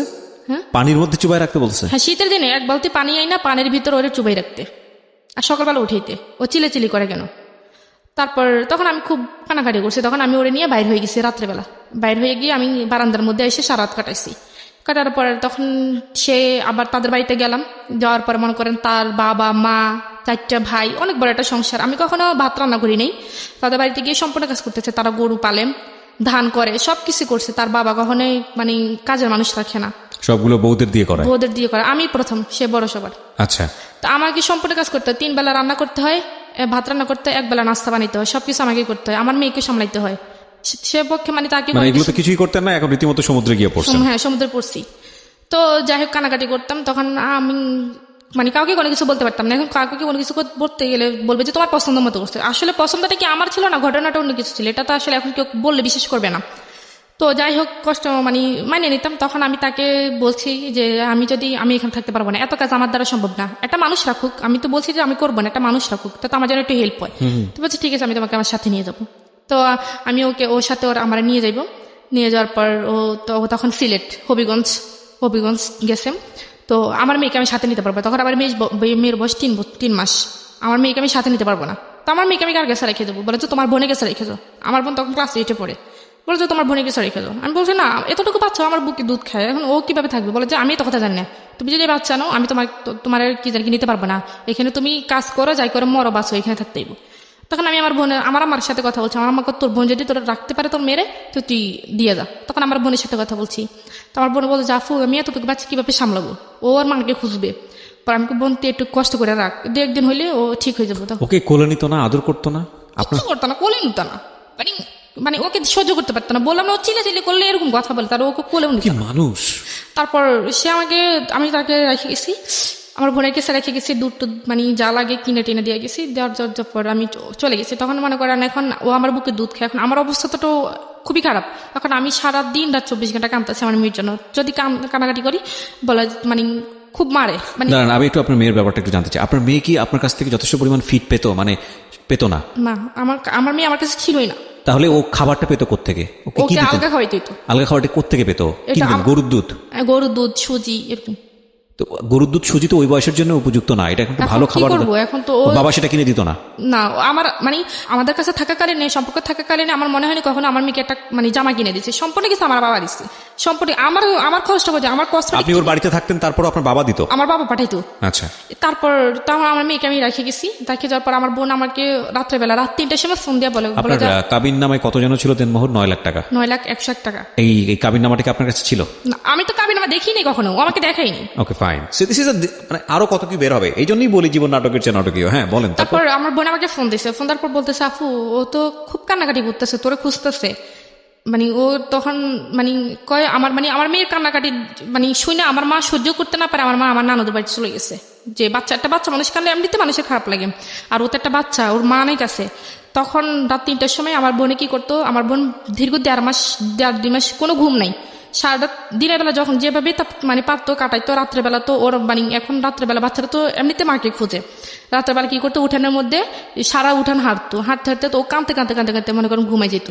ঘুমানোর পর মনে করেন অনেক সময় কি করে নিঃশ্বাস বন্ধ যেত, এরকম একটা অবস্থা।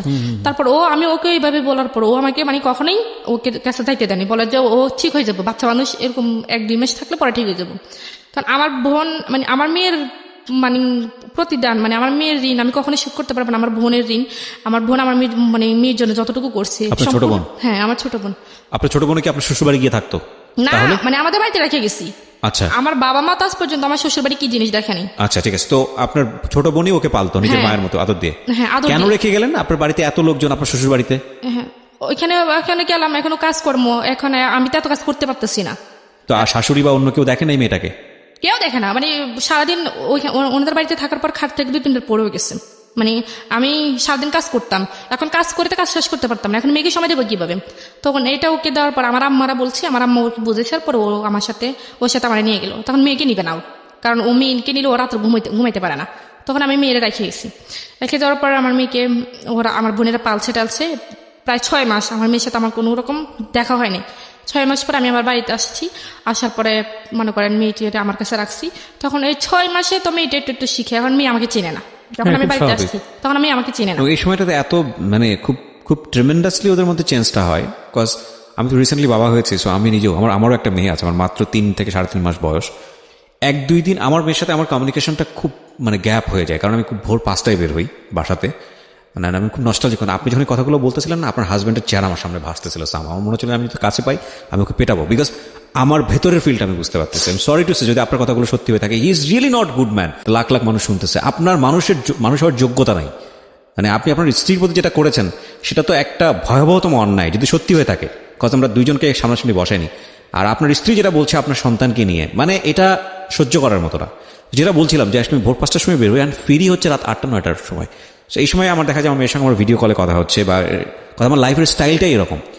ইন্টারেস্টিং ফ্যাক্ট হচ্ছে যে সারাদিন পরে বাসায় গেলেও আমাদেরকে তাকায় থেকে চেনে না ঠিক মতো। এবং এই সময়টাতে খুব র্যাপিডলি এই ব্রেনের এই বিষয়গুলো খুব মুভ করে। এবং 6 মাস পরে যদি মা, আসল মা যদি বাচ্চার কাছে যায়, তো খুব স্বাভাবিকভাবেই তাকে চিনবে না, এবং এটা মার জন্য খুব কষ্টকর, খুবই কষ্টকর। হ্যাঁ বলেন। তারপর তাও আমি আমাদের বাড়িতে গেছি, তখন মেয়েকে আমি আমার কোলে আনতে চাই। মেয়ে আমার কোলে আসতে খুব ছেলে কান্নাকাটি করে। আমার বোনের কোলে গেলে আবার খুবই মানে ভালো, একবারে হাসি খুশি। আমার কোলে আসতে চায় না সে, মানে আমার কোলে আসলে সে মানে খুবই কান্নাকাটি করে, মানে আমাকে দেখতেই পারে না। তখন আমি ওকে বলতেছি দেখো তোমার কারণেই তো আমার আজকে এই অবস্থা। আমার মেয়ে, আমার নিজের মেয়ে আমাকে চিনতেছে না, বলে যে চিনবে একটু কয়েকদিন থাকলে তারপর চিনবে। তো বলে, আমি বলছি যে না। তারপর আমি দীর্ঘ 1 মাস ছিলাম, বাট মেয়ে আমাকে কোনোভাবে চিনে না, মানে আমাকে দেখলে মেয়ে চিল্লাচিল্লি করে, মানে এরকম একটা অবস্থা। তো তারপরে যাই হোক, কোনো রকম প্রায় এরকম 5-6 মাস আমাদের বাড়িতে ছিলাম। থাকার পরে আস্তে আস্তে মেয়ে আমাকে চিনলো। আপনার বোনকে কি মা ডাকতো নাকি? হ্যাঁ, আমাকে মা ডাকতো না, ও আমার বোনকে আম্মু করে ডাকতো। আম্মু ডাকতো না, মাম্মাম ডাকতো। তো পরে এখন আমার বোন অবিবাহিত, এখন অপরিচিত একটা কেউ যদি আইসে এরকম অবস্থা দেখে যে আমার বোনকে মারা গেছে, এটা অবশ্যই স্বাভাবিকভাবে অন্যরকম একটা প্রেডিক্ট করবে। হ্যাঁ, বলবো যে মেয়ের বিয়ে হয়ে গেছে বা মেয়ে বাচ্চা যাচ্ছে। তারপরে আমার বোন আবার একটা সমস্যা পড়ে গেছে কি, ওরে স্যার কোথাও যাইতে পারতো না, আমার মাকে অত ইয়ে করতো না। ও কিছু মানে ওকে স্যার কোথাও যাইতো, ও যখন আমার বোন আবার মাদ্রাসা পড়ে, মাদ্রাসায় যাইতে পারতো না, বুকরা গায়ে দিলে চিলাচিলি শুরু করতো, বুকরা ছাপটাই ধরে রাখতো, যাইতে দিত না। তো এরকম একটা অবস্থা। এখন আমি চলে গেছি বাড়িতে, চলে যাওয়ার পর আমি আমার কাছে রাখতে রাখতে আমাকে একটু চিনছে। চেনার পরে সেই মনে করেন এখন কোরবান আসছে, সামনে কোরবান। এখন যে মানে আমরা যেহেতু এখন শ্বশুর বাড়িতে চলে গেছি, এখন তো শ্বশুর বাড়িতে আমাদের গ্রামের নিয়ম হচ্ছে মনে করেন কোরবানে রমজানের সময় শ্বশুর বাড়ি সবাইকে জামা কাপড় দিতে হয়, তারপর সেমাই চিনি বা যেটা লাগে দিতে হয়। আবার কোরবানের সময় একটা যার সামর্থ্য যতটুকু একটা ছাগল দিতে হয়, বা যার সামর্থ্য বেশি সে একটা গরু দিতে হয়। তার সাথে সব রকমের মশলা 5 কেজি মানে 5 কেজি তেল, মানে এরকম যাবতীয় সবকিছু দিতে হয়। তো এখন কোরবান আসতে আরো 15 দিন বাকি। তো আসলে আমার শ্বশুর বাড়ির লোক 15 দিন আরো অপেক্ষা করতে পারেনি যে আসলে ওরা দিবে কি দিবে না। তো আমার কি জানি কি, আমার মেয়েকে আমাকে বলতে পারে না, দেখলে আমার মেয়েকে বলতেছে, আমার মেয়ের নাম হচ্ছে উম্মে হাবিবা। তো বলতেছে, হাবিবা তোর নানুদের মনে এবছর টাকা পয়সা নাই, তো নানুরা মনে এবছর তো দাদুদেরকে কিছু দিতে পারবে না। এটা কি নিয়ম নাকি? হ্যাঁ, এটা আমাদের এদিকে নিয়ম, কালচার। মানে হচ্ছে নানুর বাড়ি থেকে দাদুর বাড়িতে আসতে হবে। হ্যাঁ, কেন দাদুর বাড়ি থেকে নানুর বাড়িতে যেতে পারে না? না না, সব বোগাস নিয়ম। হ্যাঁ। পরে যাই হোক, এখন আমি আমার আম্মাকে বলছি, তো আমার আম্মা বলতেছে ওনারা বুঝে একটু অপেক্ষাও করতে পারে না। তখন আমার আম্মা, এই সমাজটাও না মানে কেমন জানি, মানে মেয়ে জন্ম দিয়ে ও রীতিমতো পাপ করে ফেলেছে, মানে প্রত্যেকটা অ্যাঙ্গেলে বৈষম্য, সবকিছু মেয়ের বাড়ি থেকেই যেতে হবে। স্টুপিড। তারপর আমার আম্মা তারপরের দিনই আমার কাকাকে দিয়ে, তখন আপু ছিল না, আমার কাকাকে দিয়েই সবকিছু কিনে কাটা করে পাঠায় দিছে। পাঠায় দেওয়ার পর তো এখন কোরবানি ঈদে, এখন একটা বিয়ের অনুষ্ঠানে এত মানুষ জানা, কোরবানি ঈদে আমার শ্বশুর বাড়িতে দাওয়াত দিছে। তো আমার শ্বশুর বাড়িতে বলতেছে আমরা শুধু আমাদের আত্মীয় স্বজন, আমরা কি একা একা যাবো নাকি, আমরা যদি যাই আমাদের আত্মীয় স্বজন কি বলবে। তো আমার আম্মা বললো যে ঠিক আছে, আপনাদের আত্মীয় স্বজন যেহেতু আছে, আপনারা দেখেন কয়জন হয়, তো আসেন। তো 180 জন হয়েছে আত্মীয় স্বজন আপনাদের বাড়িতে আসবে কোরবানির ঈদের দাওয়াত খেতে, 180 জন। তো আমার আম্মা এখন কি করবে, এখন মুখ বুঝে সব সহ্য করতে হবে। তো আমার আম্মা বলছে ঠিক আছে আসেন। তো আসার কথা বলছে। তারপরে মানে আমার আব্বু আম্মাকে কখনোই বলে নাই যে আপনারা আমাদের বাড়িতে গিয়া একটু দেখে আসেন, দাওয়াত তো দূরের কথা, মানে গিয়ে একটু দেখে আসেন নিজের আসতে খাওয়ার জন্য। মানে প্রত্যেক মাসে একবার হইলেও ওনাদের বাড়িতে সবাই দাওয়াত পড়ে আমাদের বাড়িতে। তো যাই হোক, এখন তারপর কি হয়েছে এর মধ্যে মনে করে এখন আমার বোন আবার একটা ছেলের সাথে রিলেশন করতো, এখনো হয়তো করে, আমি যে বাট জানি না কি সত্যি কিনা। তো একটা ছেলের সাথে রিলেশন করতো, সেটা আবার সরি এটা বলতে ভুলে গেছি, আমার বোনকে যখন আমার হাজব্যান্ড দেখছে বা রবিলে দেখছে তখন সে আমাকে বলতেছে করি তো তোমাকে একটা কথা বলবো। তা আমি বলে কি কথা? তো বলে যে তোমার আগে যদি তোমার বোনকে দেখতাম না আমি তোমার বোনকে বিয়ে করতাম। তো আপনার পায়ে জুতা ছিল না? তখন আসলে কি বলবো আমি, তুমি কি বলো? তো আমি না, এটা আপনারও কিন্তু ফল্ট, মানে আপনার পায়ে তখন জুতা থাকলে জুতা মেরে দেওয়া উচিত আমি মনে করি। হচ্ছে হলে আমি সরি টু সে, আপনি যদি রিলিজনের জায়গা থেকে চিন্তা করেন তাহলে অফকোর্স এটা একটা অন্যায়, এবং আমি যেটা বলছি সেটা অবশ্যই পাপ। হ্যাঁ, তো কিন্তু সেটা কিন্তু যেই ছেলেটা রিলিজিয়াসটি করতে চলে না তাকে জুতা ট্রিটমেন্ট ছাড়া আসলে অন্য কোনো ট্রিটমেন্টে যাওয়ার কোনো সুযোগ নাই। হ্যাঁ, মানে আমি আসলে আজকে প্রেজেন্টারের বাইরে চলে যাচ্ছি, সরি ফর দিস। আমি ভবিষ্যতে আরো কি বলবো আমি জানি না, কারণ আপনার গল্পটা যেদিকে যাবে আই এম রিয়েলি মানে আউট অফ মাইন্ড অ্যাকচুয়ালি। তারপর সে মনে করেন এখন একজন হাজবেন্ড কার জন্য সাজে? তার ওয়াইফের জন্যই তো, বা একজন ওয়াইফ তার কার জন্য সাজে? Husband-এর জন্য, definitely, হ্যাঁ। হাজবেন্ডের জন্য। সে যখন কোনো শার্ট পরে বা কোনো প্যান্ট পরে বা একটু হাইটই হয়ে বা একটু বাইরে হতো তখন আমাকে মানে বলে ঋতু দেখো তো আমাকে ভালো লাগতেছে, বাইরে গেলে মেয়েরা আমাকে পছন্দ করবে, আমাকে ডিরেক্টলি এরকম বলে। এই লোকরে আপনি 3 মাস বাসায় থেকে পুষ্টি ইঞ্জেকশন দিচ্ছেন? হ্যাঁ, পরে আমি বললাম যে হ্যাঁ ভালোই তো লাগবে, তখন মানে কান্নাকাটি করতাম, কি বলবো। আর তখন একদিন মানে সে তখন বিভিন্ন মেয়েদের সাথে কথা বলা শুরু করে দেয়। আচ্ছা, হ্যাঁ, তখন সে বিভিন্ন ভঙ্গিতে মেয়েদের দিকে তাকায়। তো আমাদের বাড়িতে আমার চাচাতো বোন আছে, জ্যাঠাতো বোন আছে, তাদের সাথে বিভিন্ন রকমের। তো তারা আমাকে বলে যে আফু দুলাভাই এমন কেন, এরকম করে কেন? আমি বলছি থাক তোরা একটু দূরে থাকিস, তোরা কিছু বলিস না। তো সে আমাকে এরকম করে বলে যে তো একবার সে তার বন্ধুর বিয়ে, তো আমাদেরকে দাওয়াত দিয়েছে, তখন আমি শাড়িটি পরে বিয়েতে যেভাবে যায়। তো তার বন্ধুরা সবাই আসছে, আমরা একসাথে যাবো। তো তার এক বন্ধু বলতেছে ভাবি আপনাকে খুব সুন্দর লাগতেছে। আমাকে এই কথা কেন বলছে? সে আমাকে আর নিলই না ওইখানে। ছি। তো আমাকে সে বলে যে তোমাকে আর লোকে কেন সুন্দর বলবে? তা আমি বলছি তো তুমি যে নিজে শার্ট প্যান্ট পরে নিজে আমাকে বলে যে মেয়েরা তোমাকে লাইক করবে কিনা, তখন আমার কিছু খারাপ লাগে না? তখন আমি 100 বার বলতে পারবো আমি ছেলে, সেজন্য তুমি বলবা নাকি? সে আমাকে এরকম করে বলে। আমি যে ঠিক আছে আমি আর বলবো না। আপনি ছেলে না, আপনি হ্যাঁ, যদি এটা হয়ে থাকে ইনফ্যাক্ট। তো তারপরে কি হয়েছে, সে একবার তো আমার বোন একটা ছেলের সাথে রিলেশন করতো, সেই আমার বোনের রিলেশনটা আমি মানতে পারতেছে না, কারণ আমার বোন যে ছেলের সাথে রিলেশন করতো সে আরো একটু হাই কোয়ালিটি, মানে সে মনে করেন বিদেশে থেকে পড়াশোনা করে, তো সে আরো একটা হাই কোয়ালিটি, মানে সে চাইতেছে না যে আমার বোন আরো মানে তার চেয়ে একটু উপর লেভেলের একটা ছেলেকে মানে পছন্দ করুক বা সেটা কেউ মেনে নিক, বা এরকম উপর লেভেলের কোনো ছেলে আমাদের বাড়ির জামাই। হ্যাঁ, তো তারপর আমার বোন যে ছেলের সাথে সম্পর্ক করতো সে ছেলে কি নাম্বারটা কিভাবে পাইয়া সে ছেলের সাথে আমার বোন আমার হাজবেন্ডে বলছে যে আপনি যে মেয়ের সাথে কথা বলেন আপনি জানেন তার বিয়ে হয়েছে, তার একটা বাচ্চা আছে, আমার মেয়েকে দেখাই দিতেছে। তখন বলছে সে বিশ্বাস করে না, তো বলছে ঠিক আছে আমি প্রমাণ চাই। তখন সেই কি করছে দেখাইছে, আনছার তো আমার মেয়েকে ওই ছেলের সামনে নিয়ে গেছে, নিয়ে আমার রবিএলও বলতেছে যে হাবিবা তোমার আম্মুর নাম কি, তোমার আঙ্কেলের কাছে বলো। তো সে আমার বোনের নাম বলে দিছে, কারণ আমার বোনকে সে চিনে।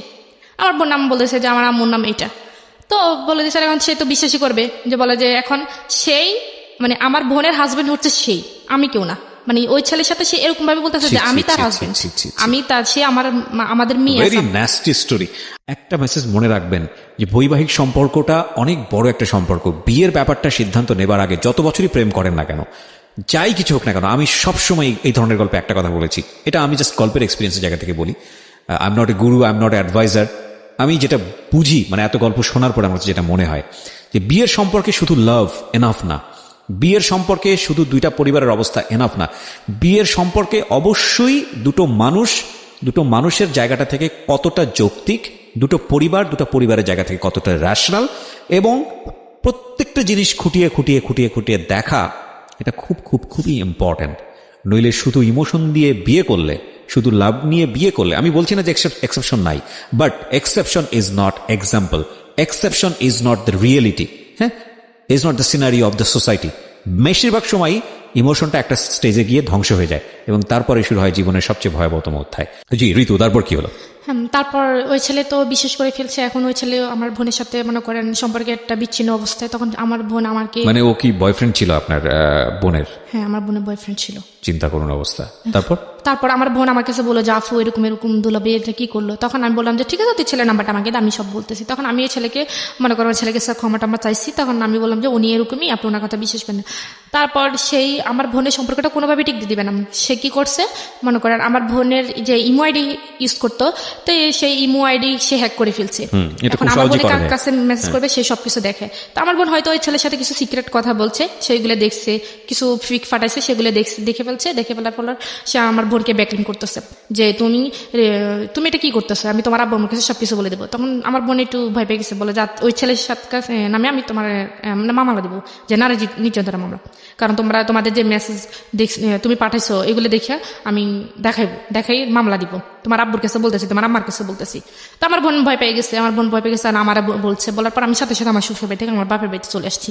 আসার পর আমি আসার পর আমি বলতেছি তুমি এসব কি করতেছো, তোমার বোন একটা অন্যায় কাজ করতেছে, এটা আমি বাধা দিতেছি, এটা তো আমি খারাপ কিছু করতেছি না। তখন কি করছে, সে আমার সবার সামনে এই মেসেজগুলো দেখাচ্ছে, সেগুলো আসলে দেখার প্রয়োজন পড়ে না। তারপর দেখেছে, তখন ওর কারণে আমার বোনকে আমার মেজো জ্যাঠা খুব মারছে এই মেসেজগুলো দেখে। মানে এখন ওরা তো জানি গেছে একটা ছেলের সাথে রিলেশন আছে, এখন এগুলো দেখে ছেলের সাথে রিলেশন কেন, এগুলো দেখে খুব মারছে। এটা তো আরো খুব সুন্দর করে ওয়াইজলি এটাকে সমাধান করা যেতে পারতো, নিজের ঘরের খবর চারদিকে জানা দেওয়ার কোনো মানে তো নাই, মানে হতো না। তো তারপর কি করছে তারপরে সে থামে নাই। সে বলতেছে তুমি যদি আমার কথা না শোনো তাহলে আমি কিন্তু ওই ছেলের নামে মামলা করে দিব, এমনকি আমি সবকিছু কথা বলি। আচ্ছা, এই অধিকারটা খাটাই কিভাবে আমি তো বুঝলাম না। মানে এটা তো আমি জানি, এটা আমার বোনের সাথে হয়েছে। এখন আমার বোন আসলে ওই ছেলেকে হয়তো প্রচন্ড ভালোবাসে, সেজন্য আসলে ও ক্ষতি চায় না, সেজন্য বলছে ঠিক আছে আপনি কি বলেন। আমার বোন ওকে অফার করছে যে ওর সাথে ফিজিক্যাল রিলেশন করবে। দাঁড়ান 1 মিনিট, কাকে অফার করছে? আমার বোনকে। কি অফার করছে? ও আমার হাজবেন্ড। Are you sure? অবশ্যই, আমি একটা ভিডিও ছিল, সেটা আমি নিজেও দেখছি। কিসের ভিডিও? এটা জাস্ট এমনিতেই কিস্তিস করছে। আপনার বোনকে? হ্যাঁ। সে ভিডিওটা কে করছে? সেই করছে, করে আপনাকে দেখাইছে? আমাকে দেখাইছে। তখন আমাকে দেখা নাই, আমি ওই অবস্থায় আমি ওইখানে চলে গেছি। আচ্ছা, ঘটনাটা শুনি, কি হয়েছে? তখন সে আমার বোনকে বলছে, আমার বোন আসলে রাজি হয়নি। মানে ব্ল্যাকমেইল করছে যে তুমি যদি এটা করো, ওনার কথা না শুনে, রবিলের কথা যদি না শুনে তাহলে সেই ওই ছেলের নামে মামলা করে দিবে, নারী নির্যাতনের মামলা করে দিবে। এমনকি সে তার সবকিছু ওকে আছে, শুধু একটা ফোন যাবে, মামলা হয়ে যাবে, তাকে বাড়ি থেকে তার ফ্যামিলি সহ তাকে নিয়ে যাবে, এরকম একটা দেখাচ্ছে। দেখানোর পর সে আমার বোন তো মনে করেন এখন একটা দুটান অবস্থা হয়ে গেছে। তখন তো যা হওয়ার হয়েছে, তখন আমি হঠাৎ কোন একটা কাজে আপনার বোনকে অফার করেছে, আপনার বোন সেটা রাজি হয়েছে? প্রথমে রাজি হয়নি, সে আমার বোনকে অনেক ভয়টাই দেখাইছে। তো আমার বোন এটার জন্য খুবই কাঁদছে। আরো সে আমার বোন মনে করেন একটু ঘটনা যখন আমি ছিল, ওর বয়স তখন 16 বছর। C this is another case, যেটা ওর ক্ষেত্রেও হয়েছে। যখন ওর বয়সটা ছিল 16 বছর, একইভাবে ব্ল্যাকমেইল করেছে। এই ছবলটা ঠিক ওর আপন বোনের ক্ষেত্রেও মেরেছে। হ্যাঁ, তারপর তখন আমার বোন এটা হওয়ার পর ও নিজের হাত তার সব কেটে মনে করেন করে ফেলছে, সুইসাইড করতে গেছে আমার বোনে। বোনের সঙ্গে আপনার হাজবেন্ড এটা হয়েছে? হ্যাঁ, না হয় নাই, শুধু এমনিতে যেটা হয় আর কি, এমনি হয়েছে। আর এটা ও ভিডিও করছে। তো তখন আমি ওই অবস্থায় ওইখানে চলে ওদেরকে ওই অবস্থা দেখে ফেলছি। দেখে ফেলার পর আর তখন আমার বোনকে তো ছেড়ে দিচ্ছে। ছেড়ে দেওয়ার পর আমার বোন আমাকে জড়াই ধরে কাঁদতেছে, খুব কান্নাকাটি করে এসব কথা বলতেছে। তখন আমি যখন বলছি যে তুমি এসব কিছু করতেছো, আমি এক্ষুনি সবাইকে জানিয়ে দেবো, তখন ও আমাকে বলে যে তুই যদি বলস তো আমি বলবো যে তুই তোর বোনকে আমার কাছে দিয়ে গেছিস। ও আমাকে বলতেছে, তখন আমি তো এবার কি বলবো, এখানে আমার তো আর কিছু বলার নেই। আমি বলছি তুমি আমাকে এবার ব্ল্যাকমেল করতে পারো না। বলা যে অবশ্যই করবো, তুই যদি এটা কারোর কাছে প্রকাশ করতে চাস, আর তোর বোনের ভিডিও আছে সেটা আমি কি জানি নেটে ছেড়ে দিব, আর তুই যদি কোনো কিছু করতে চাস, কারোর কাছে বলতে চাস, তা আমি তোকে উল্টা ফাঁসিয়ে দিব। আপনাদের বাড়িতে হচ্ছে? আমাদের বাড়িতে হয়েছে। তখন আমি কি, তখন আমার বোনে আমার বাবা কোথায় ছিল সেই সময়? আমার আম্মা নানুদের বাড়িতে ছিল। আপনার বাবা মা? আমার আব্বা বাড়িতেও ছিল, দেশের বাড়ি ছিল, আর আম্মা নানুদের বাড়িতে ছিল। তখন আমি বাড়িতে। বড় ভাইরা কোথায় ছিল? বড় ভাই বাইরে থাকে। দেশের বাইরে থাকে? আপনাদের বাড়িতে আপনার 2 বোন ছাড়া কেউ নাই? না, আমার ছোট একটা ভাই আছে, ও হাবিজিতে পড়ে। তার আপনাদের বাড়িতে শুধুমাত্র আপনারা 2 জন? হ্যাঁ, আর দাদু আছে। দাদু ধরেন আমাদের তো নতুন বাড়ি, পুরান বাড়ি যেটা বলে, দাদুরা পুরাতন বাড়িতে থাকে আর আমরা নতুন বাড়িতে। তো দাদু কাজ টাজ করে চলে যায়, তো সবসময় থাকে না। ওকে, তারপর এখন এসে আমাকে এরকম ব্ল্যাকমেল করছে, আমি আর কাছে বলতে পারি। তখন আমি আমার বোনের কাছে আমার বোনের পা ধরছি। আমি বলছি তুই ওর হয়ে আমার কি জানি ওর হয়ে আমি তোর কাছে মাপ চাইতেছি, তুই ওরা মাপ করে দিস। বলে যে পরে ও কি করছে মনে করেন, ওই দিন আপনার হাত পাট কেটে লিছে, আপনার হাত পাট কেটে লিছে, কাইটে মনে করেন ও সুসাইড করবে, এরকম বলে যে আমার জন্য এত সমস্যা। ওই ছেলে আবার জানে না। তারপর ও কি করছে, ও যেহেতু ওই রবিএল দেখতেছে যে ওই ছেলের সাথে কথা বলা বন্ধ করে নাই, ওই ছেলে রবিএল কি করছে, ওই ছেলের বাড়িতে গেছে, আমার আরেকটা সদূর সম্পর্কে চাচাতো বোন নিয়ে গেছে, নিয়ে ওর আব্বা আম্মার কাছে আমার বোনের নামে বিচার দিয়ে আসছে যে আপনার ছেলে তো অমুক মেয়ের সাথে কথা বলে, ওনার একটা বাচ্চা আছে, ওনার স্বামী আছে, আপনার কেমন ছেলে একটা ম্যারিড মেয়ের সাথে কথা বলে। এখন ওই ছেলের বাপ মা যেটা বুঝতে পারছি, আপনার বোনকে সে অনৈতিকভাবে পাওয়ার জন্য মোটামুটি ক্রেজি হয়ে গেছে। হ্যাঁ, তারপর কি হয়েছে, এখন মনে করে সব মিলিয়ে তো খুবই সমস্যা হয়েছে। তখন আমি আমার ফ্যামিলিকে একটু ইঙ্গিত করছি, পুরোপুরি করিনি। তো আমার আব্বু বলতেছে তোমার এখানে থাকার দরকার নাই, ডিভোর্স হয়ে যাক।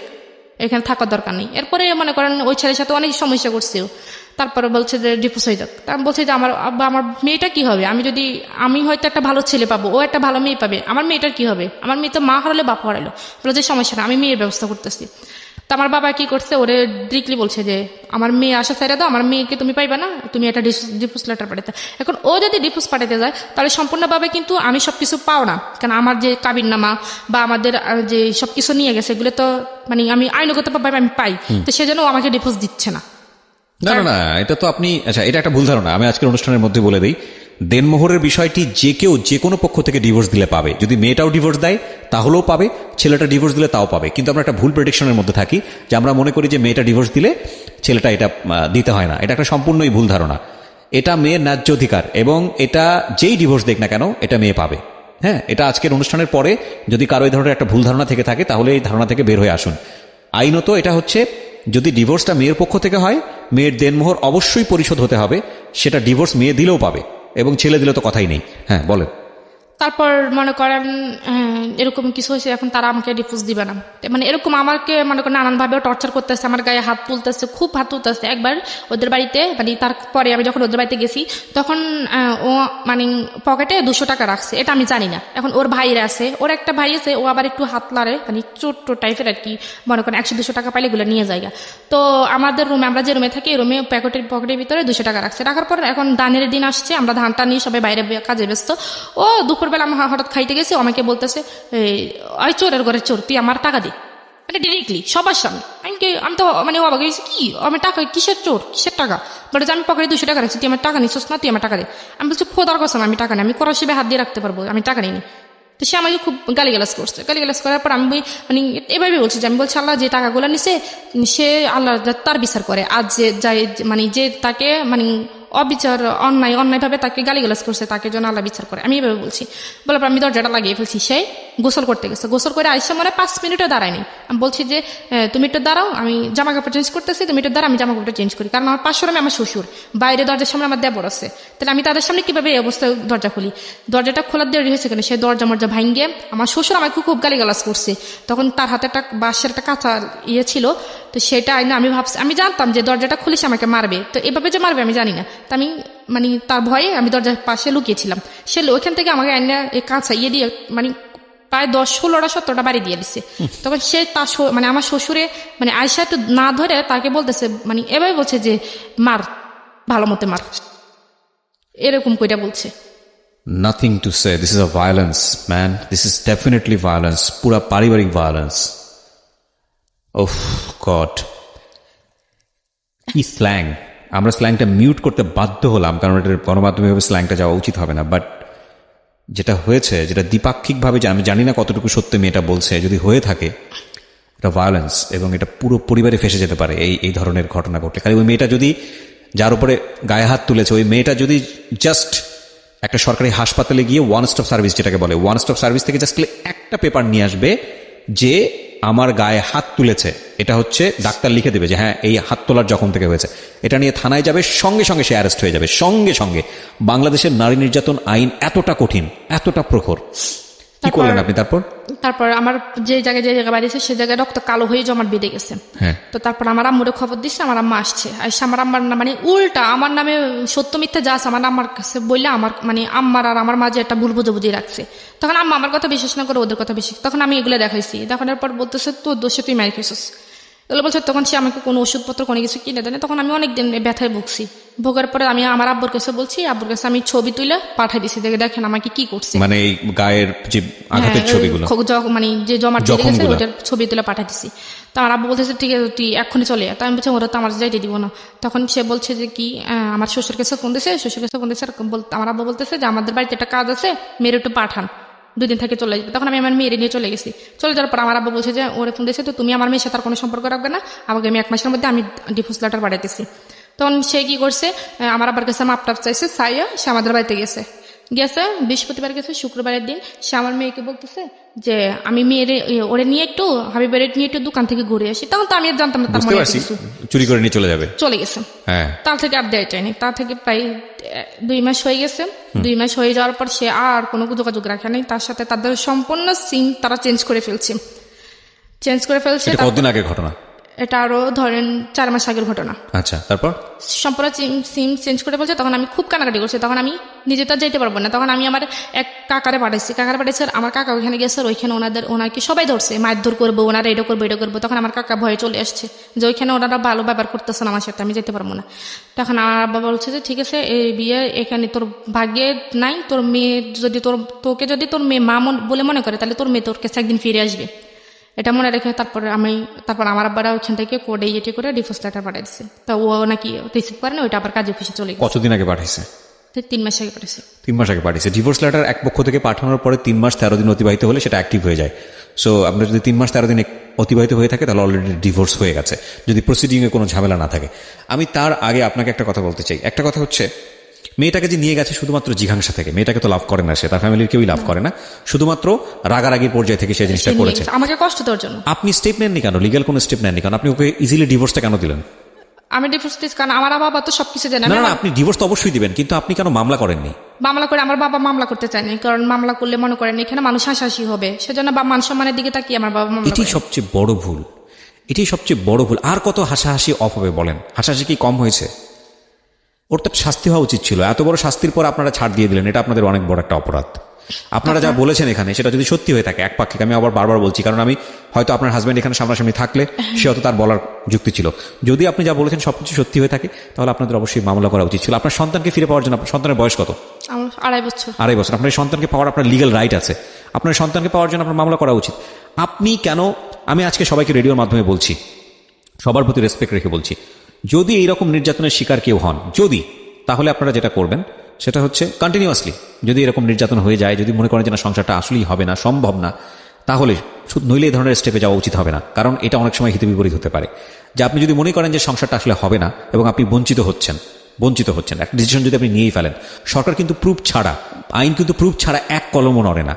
এইরকম নির্যাতন হলে অবশ্যই আপনার ডাক্তারের কাছে গিয়ে একটা প্রুফ নিয়ে আসা উচিত যে আপনার উপর নির্যাতন হয়েছিল। জীবনের কোনো একটা পর্যায়ে গিয়ে, যে কোনো একটা সময় গিয়ে আপনি অ্যাকশনে যেতে পারবেন। সুতরাং আপনি অনেক বড় ধরনের ভুল করেছেন আমি বলবো। আপনি আজকে মন খুলে কথা বলার জন্য এখানে এসেছেন, কারণ আপনি হয়তো কাউকে সলিউশন দিতে আসেননি, বা আপনার জীবন গল্প শুনে কে কোন লেসন পেল সেটার জন্য আপনি এখানে আসেননি। আপনার মেয়েটা কি অবস্থায় আছে সেটাও আপনি জানেন না। তারপরেও আমি আপনাকে একটা প্রশ্ন করব, সেটা হচ্ছে, কি মনে হয় আরো আগে যদি চলে আসতেন তাহলে জীবনটা আরো সুন্দর হতো না? এখন এটাই মনে হয় যে তখন যদি, তো আমার বারবার এটাই মনে হয় যে যখন প্রথম ফিজিক্যাল রিলেশন হয়েছে তখন যদি আমি আমার মনটাকে চেঞ্জ না করে তখন যদি আমি চলে আসতাম, কারণ exactly that is the point, that is the lesson of the story. বাংলাদেশের সামাজিক প্রেক্ষাপটে অনেক মেয়েই আছেন, এবং আমাদের সামাজিকতার লেসনটাই এটা, যারা শারীরিক সম্পর্কটাকে এত বড় কিছু মনে করে পুরো জীবনটাকে বলি দিয়ে দেন। That is absolutely wrong, absolutely wrong. এবং আমি আবারও বলতেছি, এটা 100% রং। আমরা এই আয়ামে জাহিলিয়া যুগের বসবাস করি না। একটা শারীরিক সম্পর্কের জন্য পুরো জীবনটা শেষ হয়ে যায় না। Please be remember this. ওর মুখ থেকে এটা বের হয়েছে, আমি এটার জন্য ওয়েট করতেছিলাম যে এই কথাটা ও বলুক। যদি ও ওই সময়টা চলে আসতো তাহলে ওর জীবনটা আজকে অন্য জায়গায় থাকতে পারতো। আপনি লেখাপড়ার পরবর্তীতে কন্টিনিউ করেননি, রাইট? করতে দেয়নি আমাকে। এখন কি অবস্থা? পড়াশোনা করবেন? ভবিষ্যৎ পরিকল্পনা আছে কোনো কিছু? এখন এরকম অবস্থায় এরকম পরিকল্পনা আছে, কারণ আমার বাবা তো আমাকে পুরো সাপোর্ট দিতেছে, বলতেছে যে তুমি যা হয়েছে তুমি ভুলে যাও, যেটা এটা তোমার জীবনে একটা অ্যাক্সিডেন্ট। কিন্তু আমি ভুলতে পারতাম, যদি আমার একটা মেয়ে না থাকতো তাহলে আমি অবশ্যই বলতে পারতাম। কিন্তু আমি আমার মেয়েটাকে খুব মিস করি, যে মাঝে মাঝে তার নাম্বারে ফোন দিই যে মেয়ের সাথে কথা বলার জন্য, কিন্তু তার নাম্বার কোনোভাবে আমি অফেন পাই না। খুব কঠিন। আমি আপনাকে একটা কথা বলি ঋতু, এর পরের পরিস্থিতি হয়তো বা আরো কঠিন হবে। তাওয়াক্কাল তো আল্লাহ, আল্লাহ সবার ভালো চান, হয়তো কঠিন হবে না। আমি যদি কঠিন হয়, এমন হতে পারে আপনার পরিবার থেকে আপনি হয়তো নেগলেক্টের শিকার হবেন। আল্লাহ না করুক, আপনার বাবা হয়তো আপনার খুব ভালো, হ্যাঁ, হয়তো আশীর্বাদ হিসেবে এসছে। তারপরেও দেখবেন যে একটু এদিক ওদিক হলে হয়তো অন্যরকম কোনো কথা বলবেন, নিজের কাছে সহ্য করতে পারবেন না। সুতরাং আমি আপনাকে বলবো পড়াশোনাটা কন্টিনিউ করেন। আপনার বয়স কত এখন? এই তো 19 চলতেছে। 19 চলতেছে। আপনি এসএসসি পাস করেছেন, রেজাল্ট কি ছিল? 4.33। আপনার আবার নতুন করে শুরু করার বয়স আছে, এবং আপনি খুব ইজিলি সেটা শুরু করতে পারবেন। শুরু করেন, তারপরে নিজের পায়ে দাঁড়ান। একদিন এইসব প্রতিকূলতার বিরুদ্ধে কথা বলতে পারবেন। যদি নিজের পায়ে না দাঁড়ান, সারা জীবনে আপনি বোঝা হয়ে থাকবেন, সেটা আরো বেশি কষ্টকর। এখন ডিভোর্স পাঠানোর পর বিভিন্ন জায়গা থেকে আমার জন্য বিয়ের জন্য আসছে আমার বাবা। আবার নো, আমি অবশ্যই আপনার ফ্যামিলিকে বলবো নট নাও, প্লিজ। আমি রিজেক্ট করছি, আমি যে আমার জীবনে বিয়ে একটা হয়ে গেছে, কারণ আমার না, আপনি এটাও ডিসাইড করেন না। বিয়ে একটা ভবিষ্যতে, এটা ঠিক আছে, এটা নিয়তির উপর ছাড়েন। বিয়ে আপনি করবেন, আপনার বিয়ে করার জন্য যথেষ্ট বয়স আছে, কিন্তু লেখাপড়াটা করেন, লেখাপড়া করেন, নিজের পায়ে নিজে দাঁড়ান, অর্থ রোজগার করেন, তারপর একটা সিদ্ধান্ত নেন। তার আগ পর্যন্ত সিদ্ধান্ত নিন না, নইলে এর চেয়ে ভয়াবহ ঘটনা যে ভবিষ্যতে ঘটবে না তার কোনো গ্যারান্টি আছে? আপনার বাবা মাকে এটা বোঝান। আজকের এই অনুষ্ঠানটা তাদেরকে শুনতে বলবেন। আমি আপনাদেরকে রিকোয়েস্ট করছি, প্লিজ আপনার মেয়েকে আপনি স্বাবলম্বী না করে তাকে বিয়ে দিয়েন না। আপনার মেয়েকে অবশ্যই লেখাপড়া করান এবং তার নিজের পায়ে দাঁড়ানোর মতো সক্ষমতা অর্জন করার পরে তাকে বিয়ে দেন। ও দেখতে শুনতে মাশাআল্লাহ ভালো আছে, ওর বয়স অনেক অল্প, এখনই বিয়ে দেন না, কারণ এর চেয়েও ভয়াবহ ঘটনা কিন্তু ওর সেকেন্ড লাইফে ঘটতে পারে। সো প্লিজ এখনই বিয়ে দেন না। আমরা আজকের এই অনুষ্ঠানটা শেষ করতে চাই শুধু একটা কথাই বলে। 2-3টা জায়গায় অনেক বড় ধরনের গলদ আছে। একটা হচ্ছে যে এই যেই ছেলেটার কথা আজকে এখানে এসছে রবিউল, তার মতো মানুষ আমাদের সমাজে ভরপুর, অনেক আছে অনেক আছে অনেক আছে। আমরা সব রবিউলকে সংশোধন করতে পারবো না, কিন্তু রবিউলরা যদি আমাদের জীবনে আসে তাহলে আমাদের কি করা উচিত সেই জায়গাটায় অনেক বড় একটা শিক্ষা আছে, বিশেষ করে মেয়েদের ক্ষেত্রে। একটা শারীরিক সম্পর্ক পুরো জীবনটা শেষ হয়ে যায়, এটা যারা মনে করে তারা বোকার স্বর্গে বসবাস করে। এই ধরনের সেন্স নিয়ে যদি কেউ আপনি আপনার জীবনটাকে বলি দিয়ে থাকেন তাহলে এর চেয়েও ভয়াবহ রকমের শিকারের হতে পারেন। শুধু এটাই মনে রাখবেন আজকের এই জীবন গল্প থেকে। আমরা শেষ করছি প্রিয় শ্রোতা আজকের এই জীবন গল্প। সবার জীবনটা সুন্দর হোক,